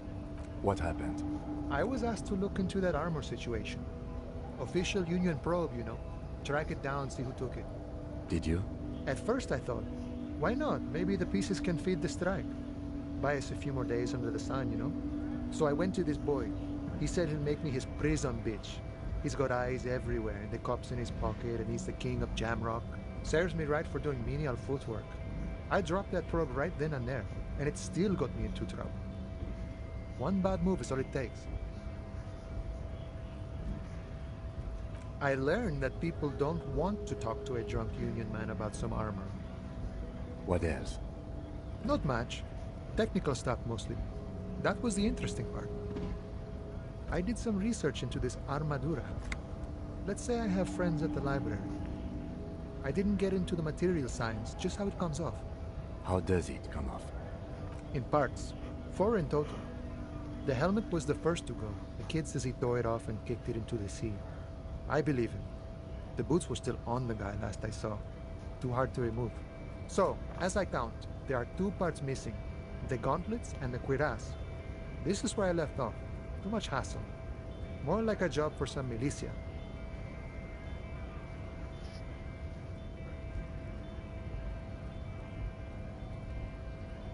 All of it? There are junior officers out there, eager to prove themselves.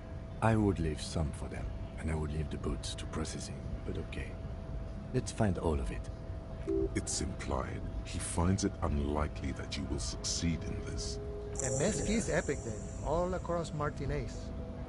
I hope it will be a real bonanza for you. It's a minor nuisance. It's all good. No problem. If you see that kid, thank him from Call Me Mañana. Thank him for showing me the way.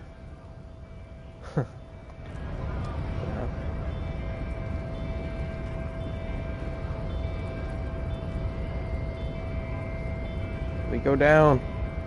Oh my gosh.